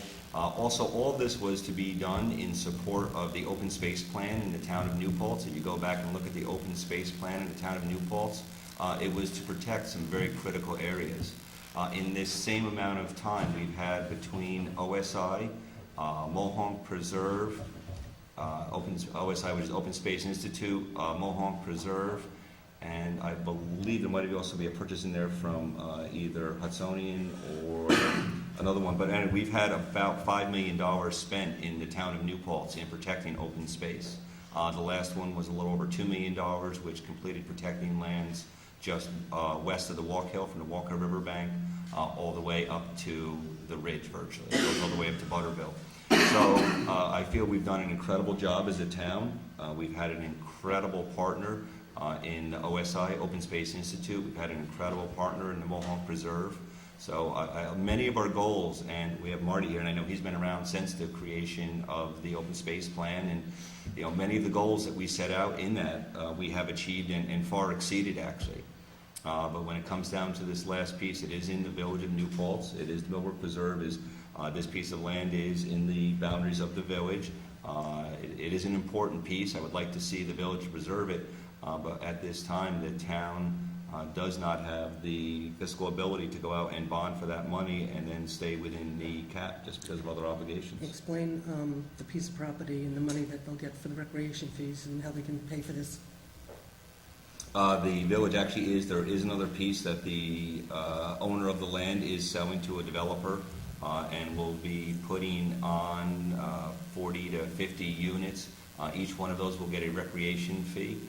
Recreation fees, I believe, are $3,500, but I would have to check that to confirm it, but I believe they're $3,500. So if Kevin has a calculator, there, it would be roughly 3,500 times, say, 45, so you're looking at over $100,000, actually, if you do it by 50, yeah, $175,000 or so that will be generated in recreation fees, and that would be an expense that is allowed under the expenditure of recreation, and that would certainly help them pay a big portion of that property. We'll pay for their yearly bond I cost. think that would pay for their yearly bond cost, and maybe if they invested it wisely, it could be used for quite a while to They pay can also, the they can bond also, they cost can also back. do the work So within we'll the, basically invite the village to reconsider, is that what we're doing? we're, basically, I think at this point. Well, they'd like to really- split the bond, I mean, we could afford that if we split the bond with them. Again, that would make it a much more reasonable cost to us. It would be something we'd also have to figure in. We were warned from the library, don't forget that they are going to be probably within the next 3 to 5 Going back years. with the bond. They're going to be coming back to increase their bond just because of the increase in cost, and that's just the But part of I- running a structure, I think so. what people need to also just understand is, we just had to, build a temporary town hall that everybody knows. We cut $1 million out of our budget over the past couple of years. We just built a temporary town hall that cost about $200,000 when all was said and done with everything. We never went back to the taxpayers. We took the money from within the existing budget. That's a lot of money to take from within the existing budget. We also, last year, in the cap, we could only increase our budget $230,000 and stay under the cap. Our police retirement increase was $260,000. That already exceeded what we were allowed to spend under the cap. Then we also had our police contracts and all of our other union contracts and a lot of other expenses. We have a police contract that is years and years expired, and we're in mediation right now to try to settle that contract. But when we settle that contract, we're going to have an awful lot of money that we're going to have to pay back to the police. And what's going to happen, which is what happened years back, was because it's one lump sum, the police retirement went up $200,000 from like $260 to like $450. So we're going to have to deal with that potential hit with the police retirement once we settle the contract. We still have to figure out where we're going with the new town hall. We have contracts that we're still trying to settle with the Teamsters. So the town has extraordinary expenses that are real expenses that we have. The village doesn't have those expenses. All the village has is water, sewer, planning, zoning, and the fire department, which they're looking to basically get rid of at this point anyway. And they don't have the burden that the town has. And we can't be the piggy bank for the community. We can't be the piggy bank for the village. We just can't do it anymore. And so we believe that Millbrook Preserve is important. We believe it should be preserved. We know that with that piece of property that could be sold and the money that goes back to the village, they could just take that money, they could invest in Millbrook Preserve and do the infrastructure to make it a viable park and have the money to basically pay off the bond without any skin off their back. And it's just, it just seems like at some point, you just have to work. The village wants a government, you got to start to sort of work together, and you just can't, the burden on the town is just too great at this point. So What that's, would the financial impact be if we were to go with the village's counteroffer for a year? well, the village, So they're paying interest only? well, not there isn't a principal? counter offer, there's no counter. Well, they countered to say to split they would The split the interest. interest only on You're it. saying interest only, though, For- not principal? Right, Not the interest principal. only. Okay, so. Do we know what a yearly? Kevin, yearly 20-year, Well, it's- 400,000, It depends on, probably, their financial rating, so it could be 3.5%. so 20. The reality is, Dan, every single $10,000, $15,000, $20,000 is still 10, 15, 20 that pushes us, over the cap that we have to fund. We've used a ton of fund balance money. Yep, no. And I told all of you when I did the budget last year that, that we're okay, that maybe we'll get one more year out of, before we have to start to make serious cuts to, our services. And we just can't act like we keep having money. I mean, even if it's 10, 15, 20, 30,000. I know for the money right now for the debt that we have right now for the open space, it's about 40, 50,000 that's in the budget. It's So not just we- not just the debt service, too. You gotta pay to have people monitor. So it Oh, right. probably, And that's not, we got. Which actually, I have to just let you know, since Marty's here, so let me just do this really quick. Okay, you know that in the budget, we have money for monitoring the easements that the town has. We put money in the budget, we've had presentations on it, and now that the spring is coming, Marty wanted authorization that they can start doing the monitoring, and I told them that it's in the budget. We talked about it when we did the budget. We all approved it, but I just wanted to make sure we're going to start getting bills coming back in for the easement monitoring, and I just didn't want anybody to be surprised. So I just wanted to know that he can go authorize Lynn Bowdry to go ahead and do her work, and I took care of it to you. Okay, so go ahead, I'm sorry, Kevin, go ahead. Well, no, Katie was saying it's more than that, so it would add like if we could get down to 1.5, which I don't know we would qualify for, because we don't really have a lot of debt, would probably be about 20,000. If you go about 3, it'd be about 25,000 a year. So a couple $1,000s a month, which is a lot when it would equal about 10% of, actually more, probably about 15% of what our cap is going to be. Truth is, And then, the argument that the next year, you don't need to worry about it because it's already built into your budget, is an interesting argument, but now you're just using the argument of, okay, I'll spend it this year, but don't worry, next year it's already in there. And to me, that's a very poor argument, because now you're increasing your budget. You're asking people for more. And I think we have more than enough special interest in this community asking for more all the time without considering the ramifications and what it's going to cost in the future. And we have an opportunity now to control costs in the future. If we can get it down to $10,000 a year, we would discuss it as a board, obviously, but it's certainly... Could we tee this up for a joint meeting to have a conversation with the village about and just outline the concerns? honestly... Well, we did discuss it. We discussed it, and the mayor went back. The mayor agreed, thought that was a reasonable way to do it, and the village board did not think it was a reasonable way to do it, and I don't know what we would discuss. I'm honestly not interested, because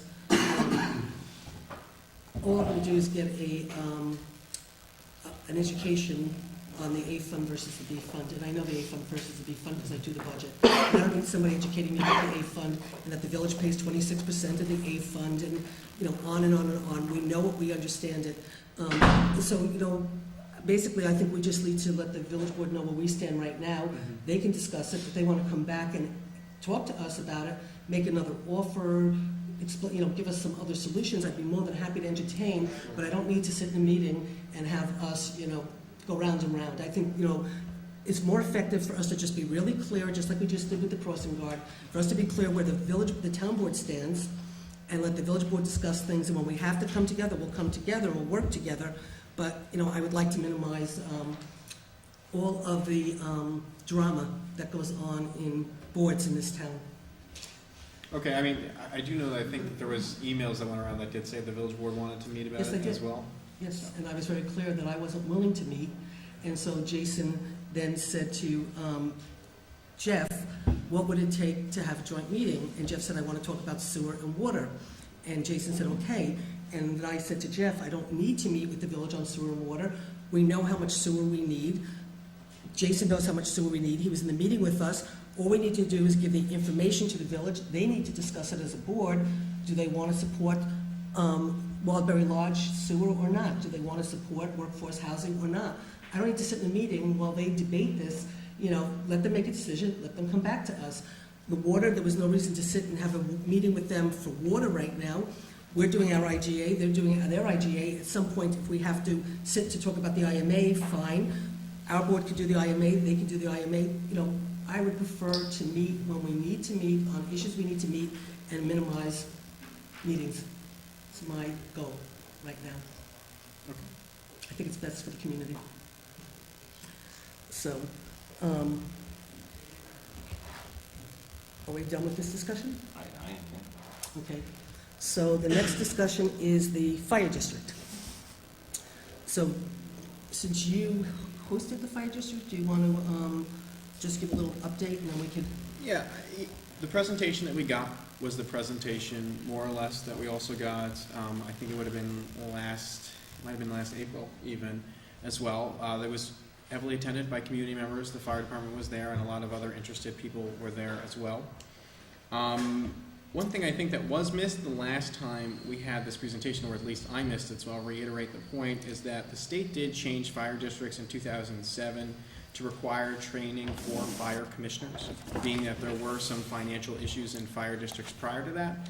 And as a result of that change, a lot of the finances of these districts have improved drastically. There's also a mandatory audit every year as well. The village showed a real interest at the meeting. It was attended by almost everyone on the village board to have this conversation again. Specifically, Trustee Rhodes said during the public comment that she alluded to the fact that the village board would be in favor of this, but that's just her take, so I don't want to speak for the board.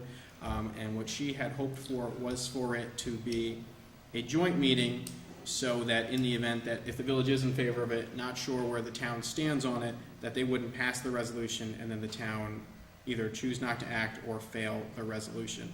So it did seem that there was a request for us to have this as a joint conversation relatively soon. I'll let Kevin and Jeff speak to it, but I did print this out, how to consolidate fire protection into fire districts. And I was told today that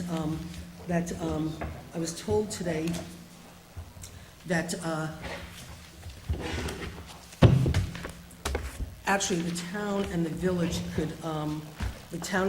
could actually, the boards can vote to create a fire district without having to go to a referendum. Yes, And and they that was just have to have- discussed as well. Okay. Very And briefly. so that's why I put this on the agenda, because I think how we feel as a town board should be discussed amongst ourselves first before we have a joint meeting. So I went to do a little research based on Chris bringing me back the information that town and the village can do it. Now, we have a fire protection district. And so we, as a town board, can choose to dissolve the fire protection district and agree to do a fire district. I have my opinions on it, which I will be more than willing to share, but I want to let Kevin and Jeff speak first, because I know they have opinions, and then I'll share my opinion. Do either one of you want to? I was at another, it was on a conflict night for me. It was on, I believe, Tuesday night, the meeting they had. I went to this in 2010. I looked at the presentation. It was the similar presentation that I went to in 2010. Same attorney. I remember, let's see, there were, back in 2010, I think Tom Nyquist gave some very eloquent facts about fire districts and why it is not correct for our community. I think I also remember one or two past town supervisors also speaking out against why we would need a fire district. So with just speaking with you, a little bit of information I have, I did look at the presentation that was sent around. I think for over 100 years, the village board has done a very good job of running the fire department and providing the budget for them. It isn't on their budget. They also do offer that LoSAP program, which is the payment. So when the firemen are done, there is a small retirement payment that they also receive. And the village also manages the LoSAP and has done an excellent job on it. I've never heard any complaints about response times, about them getting to fire. I haven't heard of any public complaints of how our fire department operates or how they operate within the community, both the village and the town. So I guess my big question would be is, what is the advantage to the community of adding another government to our community? Fire district becomes its own government. They have their own budget. I think we already kind of have enough of governments acting on their own, doing things on their own. I know there was a discussion with the fire president? Oh, The president of the EOC. fire department did meet. When I was trying to do the EOC.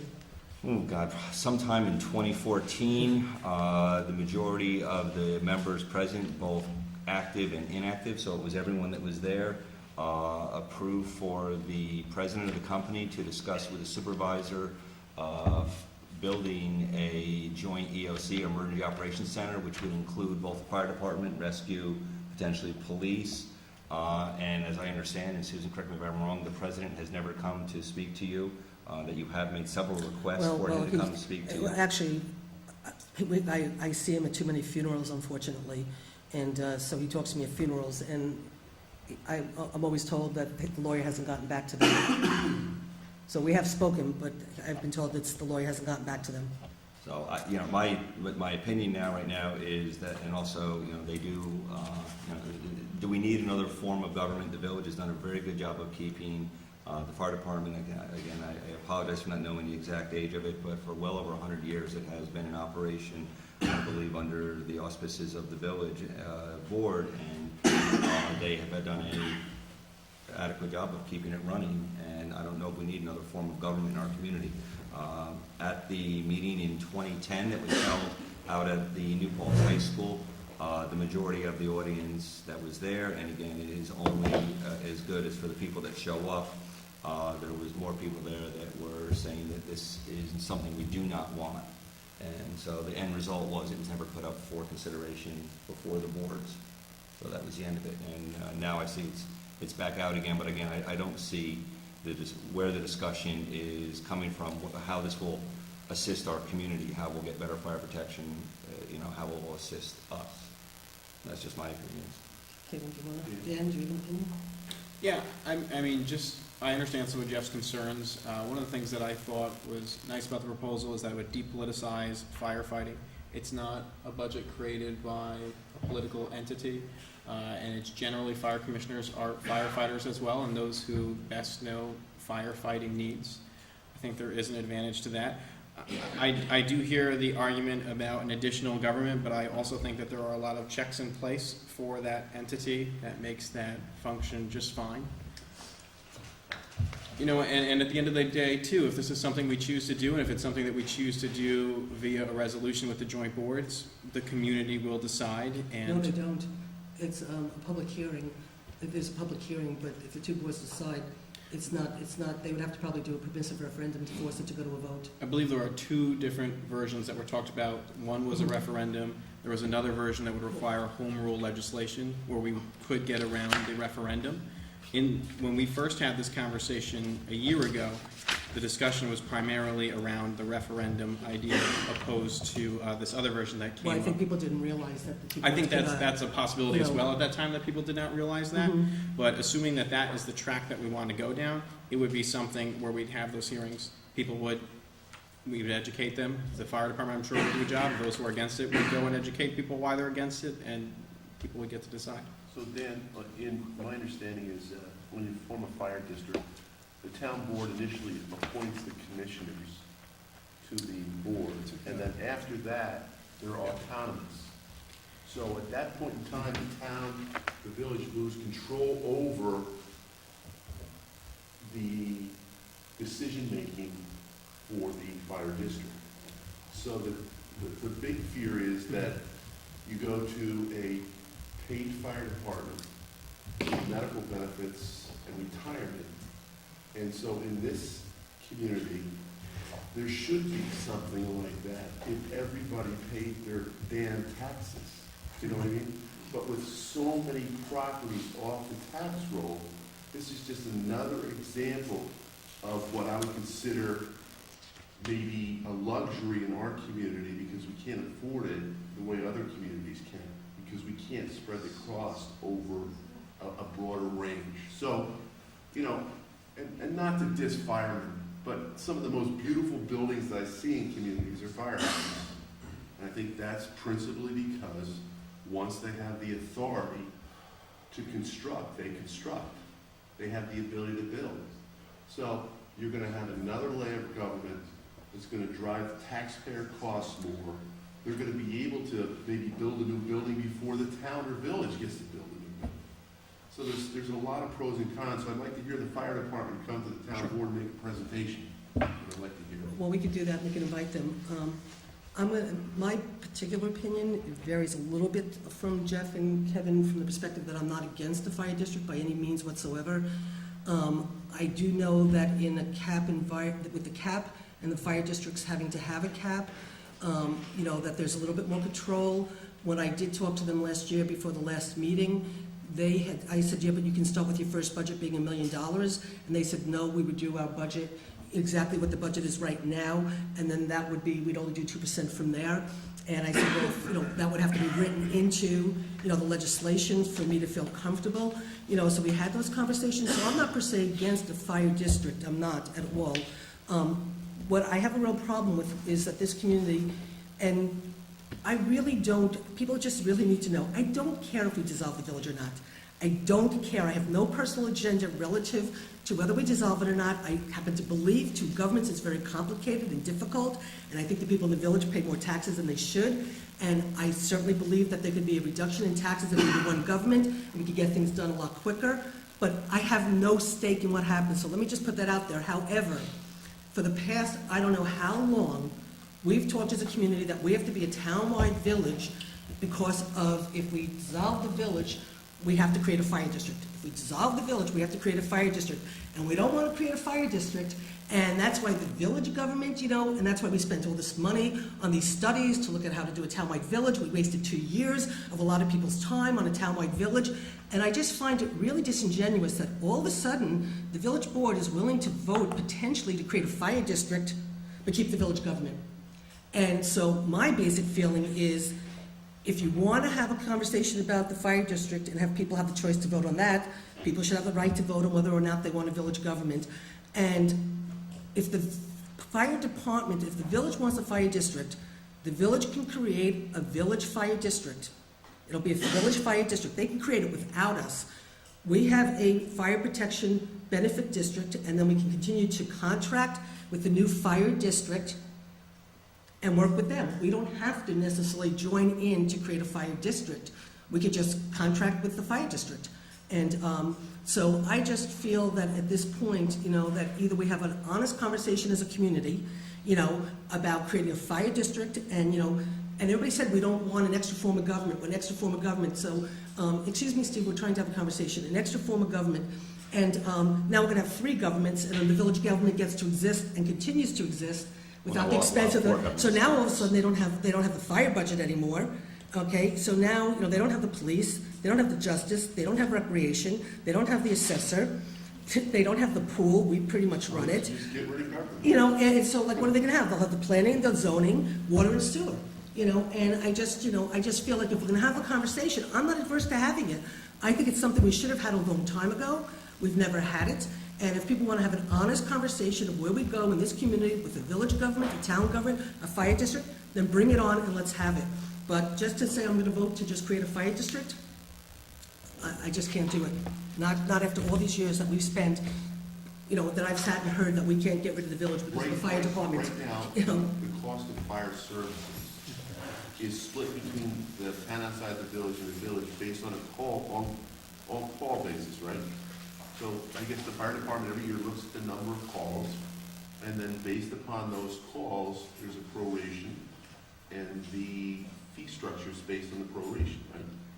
It's always worked out to be about 50-50. It's always pretty much worked out to be consistently half and half, so, and it's always been pretty consistent to that.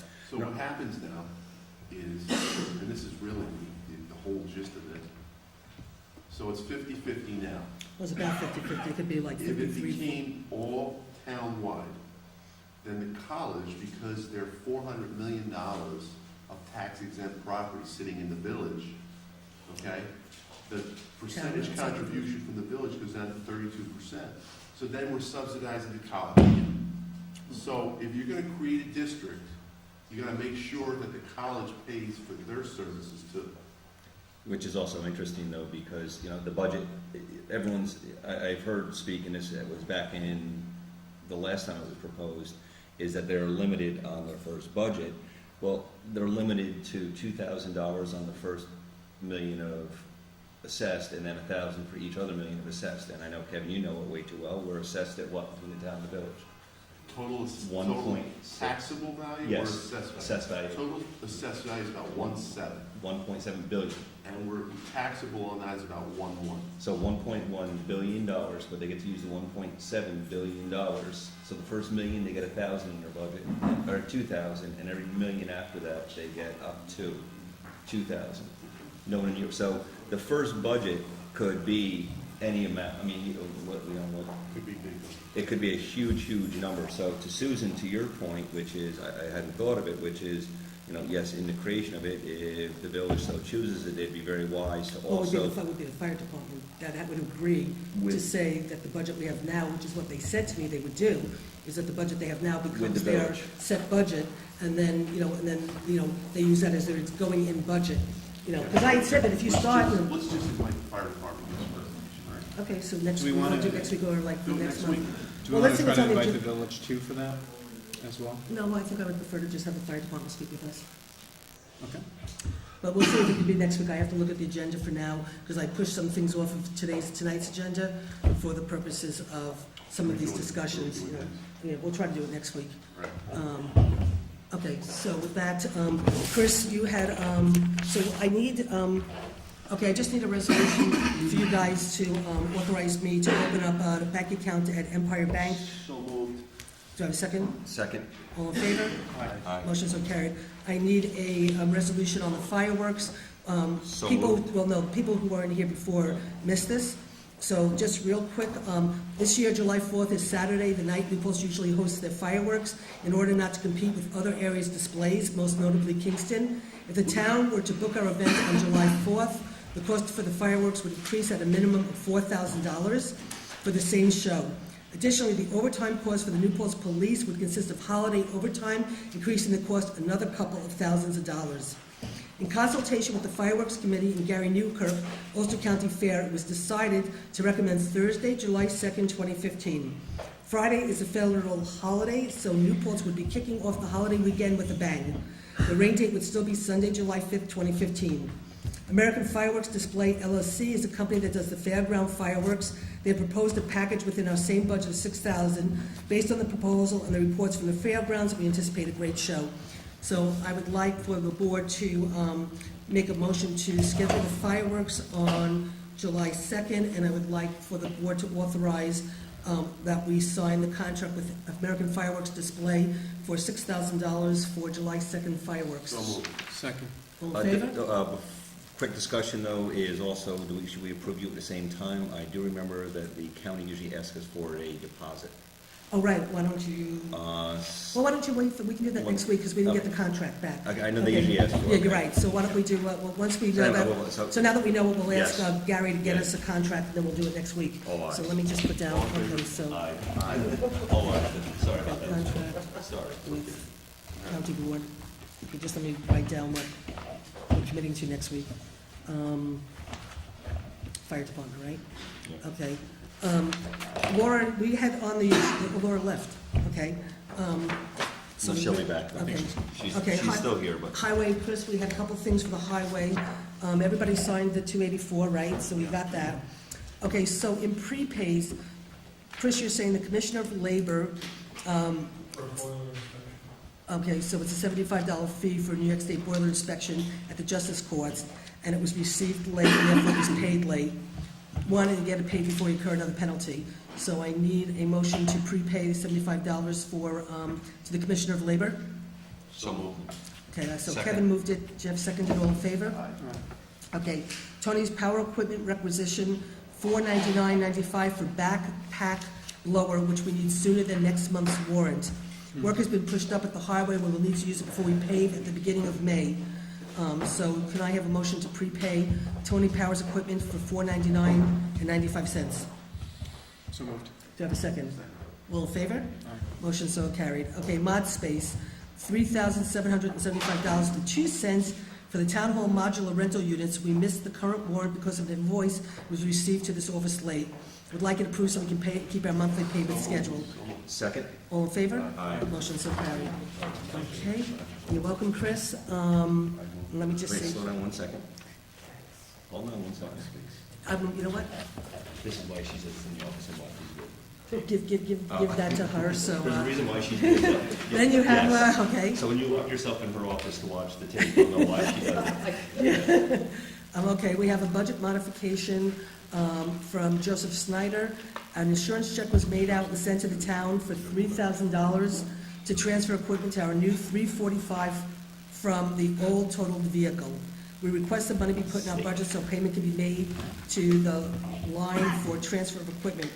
So they get $3,000, they didn't need, so we have to increase a line and increase insurance recoveries by the same amount. I'll give her the numbers instead of saying them. So moved. Do I have a second? Second. All in favor? Aye, you want, yes. Give that to her. Did you sign that? Oh, do I have to sign it? The transfer, Okay, right, I have to sign it. let me see the last one, Tricia said it's got supposed to No, be. you're right, I do, you're right, I have to, It's supposed to be signed, just like, make sure you did it. I'll just sign it. Yeah.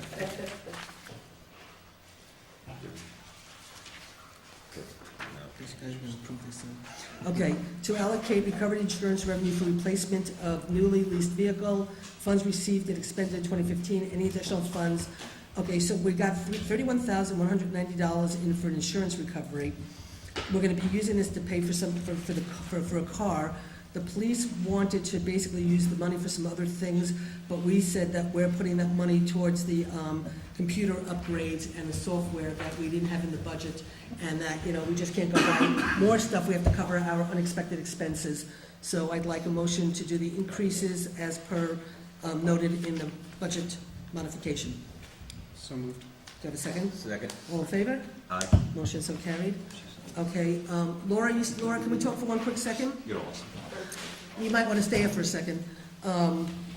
Okay, we did have a solid waste management agreement that we're not going to do tonight because there is a town supervisor breakfast next week, which happens once a month, and Laura's going to be there. And the supervisors are probably going to be talking specifically about the Resource Recovery Agency and possibly taking some potential action to go to the legislature to challenge what's going on, because, and Laura can explain better, but right now, the Resource Recovery Agency that has flow control, which means all the garbage goes to them, so they get all the money, is now looking to close down the town transfer stations. And that's To enhance their monopoly. to enhance their monopoly, make it more difficult for the towns. And a situation arose the other day where they showed up unannounced. Laura would not let them in. I was in a meeting and couldn't take the phone call because I had the phone off. They called Jeff, who was working as a nurse. He did get back to them, but it was a half hour later.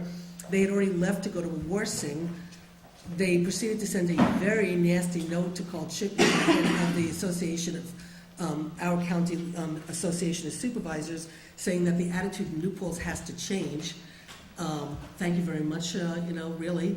And then I simultaneously, thought they her went. attitude was very nice. You were very okay. You were just a half hour late. You were very nice. I said no to him until I spoke to Laura, and after I spoke, Laura had said no, so I had to go with the person on site after, and then I spoke to him twice. I spoke to him a second time when they were in actually Gardner.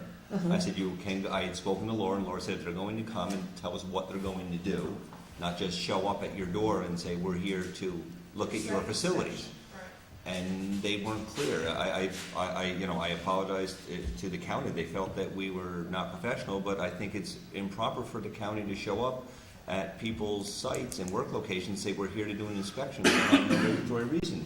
If they no notice, if they had called and said we want to come and look at our containers on your site, we would have said yes. And Laura even has a log of the containers. I even told them that she has an actual log of every container, of the condition, and she's even had them come in, take containers back. So I'm very sorry that Well, they Chipman wrote was a given. letter to Carl Why- Chapman, why basically were they saying there that the with- attitude of the New Paltz. Why were they there? They came in and had They wanted to three inspect other the agency containers. representatives. They said they were there to conduct a site inspection. So were they there to criticize the way we maintained our? I don't know. Was it a They have no pretextual thing? regulatory authority. They showed up about 2 months ago. The same thing, they were up there to inspect the site. And I said I respectfully decline until you get authorization from the board. And I told he has to be retired deputy. And, said you don't have regulatory authority up here through the DEC. I can't get everything. But if you get board approval, that's fine. When they came back on Friday, I said, oh, did you speak to the town board? They said no.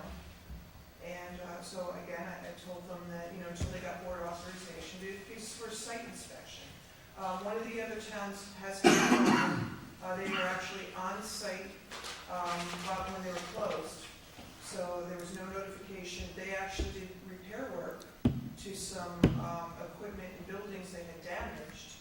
And then they had a non-engineer company come in and say their site didn't meet safety requirements. So I'm not quite sure what they're doing. The feeling is they no longer want to service municipalities because they're losing money. Well, and again, they were, I thought I was not speaking to him, I spoke to him twice that day, and. I can read you exactly what the. And he said one of the big things is they did want to inspect the containers, that they need to make the decision if they want to spend, and I believe the number's correct, $400,000 they're asking for. But you know, they say, 50% reimbursable, but they should be inspecting their containers on Right. their site And- before they send out unsafe containers to municipalities and then accuse them of damaging their. Right, so they were asking, he was saying it was to justify if they should be spending $400,000 on new containers for the county, of which we have 3 on site or 4? Five. 5 on site, I apologize. We have 5 on site, and as far as I shared what you had shared with me, that we have pictures of them, and when they show up damaged, you've actually had some sent back that were showed up damaged. We log of the containers when they come in.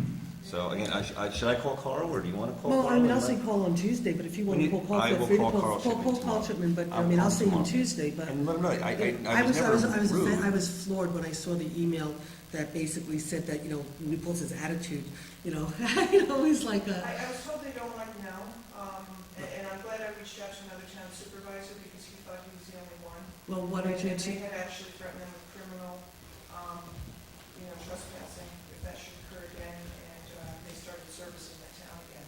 But it's kind of gone, it's over the top at this point. well, I, They don't have any regulatory authority to do building control, and we take all of our garbage to them. And their equipment is 25 years old. They have no equipment replacement policy. Their own insurance company told them that most of their containers were not insurable because they're in such bad shape. If So I- there's no question they need to be replaced. now, if I remember correctly, Laura, they actually have a really good fund balance now. They're actually pretty healthy and have like over $2 million, if I remember correctly. They get a fund balance, so they're pretty healthy. Now, the taxpayers hold the bonds, okay? We hold their bonds. And to sit here and say that, they're not making money off of the towns, they're supposed to be providing a service to the town. We are the county. We're the one who enabled them. So to sit here and say that they're not making a profit off of us, so they want to hold the service from the towns, I mean, that's the most insulting thing I've ever heard, in terms of, and so then what are we going to do? What are we going to close? We're all going to close down our transfer stations, and then where do our people go with their garbage? I mean, it's Well, just. the owners are thrilled. On the analysis that I did, if all 876 of our permit holders have to get $40 a month service, it's about $500,000 that they would have to pay out commercial haulers. Ulster County right now has the highest tonnage fees in the Valley region, next to Sullivan County, which is $95 a ton. And they're also looking at flow control over regulated recyclables. If they would get that, then essentially they wouldn't need the towns anymore because all the material would have to go into them. But to say they're losing money on the towns when we send them clean material, I think cardboard's between 125 and 150 a ton, and they're only getting $11 a ton for the single stream garbage that's going in. That's totally false. They should be making money.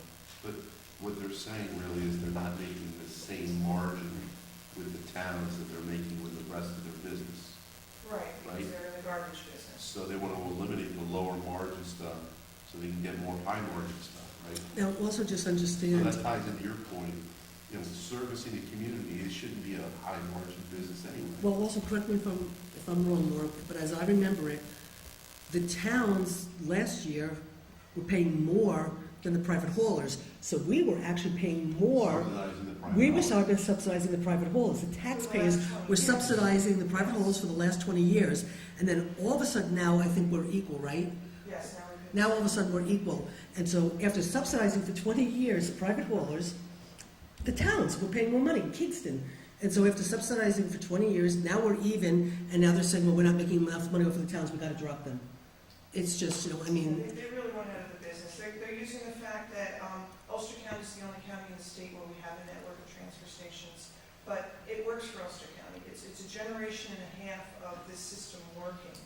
Just like when we had asked for input about the zero waste plan. It's working because we got public input. They haven't even asked for any public input. Most of the public doesn't know about the resolution that they have to terminate service agreements. Or they don't understand it. They're like, oh, if they close New Paltz, we'll go to Rosendale.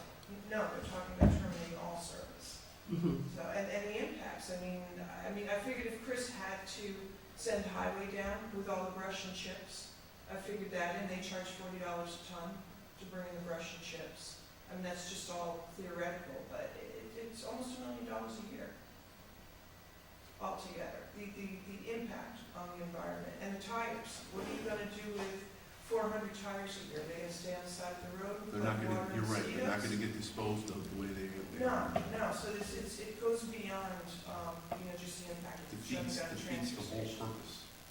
And their mission does not follow the state right now. It's beyond waste. The state wants sustainable materials management. So to go down and just collect garbage, that's why they haven't looked at their plan yet. There's a lot So- behind the scenes, but, yeah, and I don't think. Sounds like a we're- lawsuit. Well, we're good at that. Okay, so maybe next week we'll have some more information. Okay, so with that, is there anything else, Laura? Thanks, Okay, Laura. so you, I Laura. think the only thing left is the warrants in the minutes. I don't think we have any personnel, right? I'm trying to think, there's no personnel. Oh, you had personnel? Chris had personnel. Okay, so why don't we do the warrants in the minutes, then we can do personnel, because I don't have to probably take action, right? No, Just to give us an update on the status of an employee. Okay, so, does somebody want to move the warrant? I'd like to move the warrant in, that was effective amount, I believe, at 315? Yeah. I just want to make sure. Yeah. There's the funds. In the amount of $315,632.63 for the month of April. Second. All in favor? Aye. Okay, motion so carried. Is that the Is everybody okay with, do you want to do the minutes or do that next week? I actually did not look at any. Okay, so we'll do that next so I week. apologize. That's And we cool, don't we'll have do that Roseanne here, so she can't. She won't- give she us can't an yell at yes. us. She can't yell at us. She can't get mad at us. I apologize. I did not Okay, look at that. so with that, I'd like to just make a motion to go into executive session for the purposes of getting an update on a situation with an employee in the highway department. So moved. Second? All in favor? Aye. Motion so carried. Do you want to go in, because I know the update, so The court that the we're not going to take any action, so. the court that the IDA,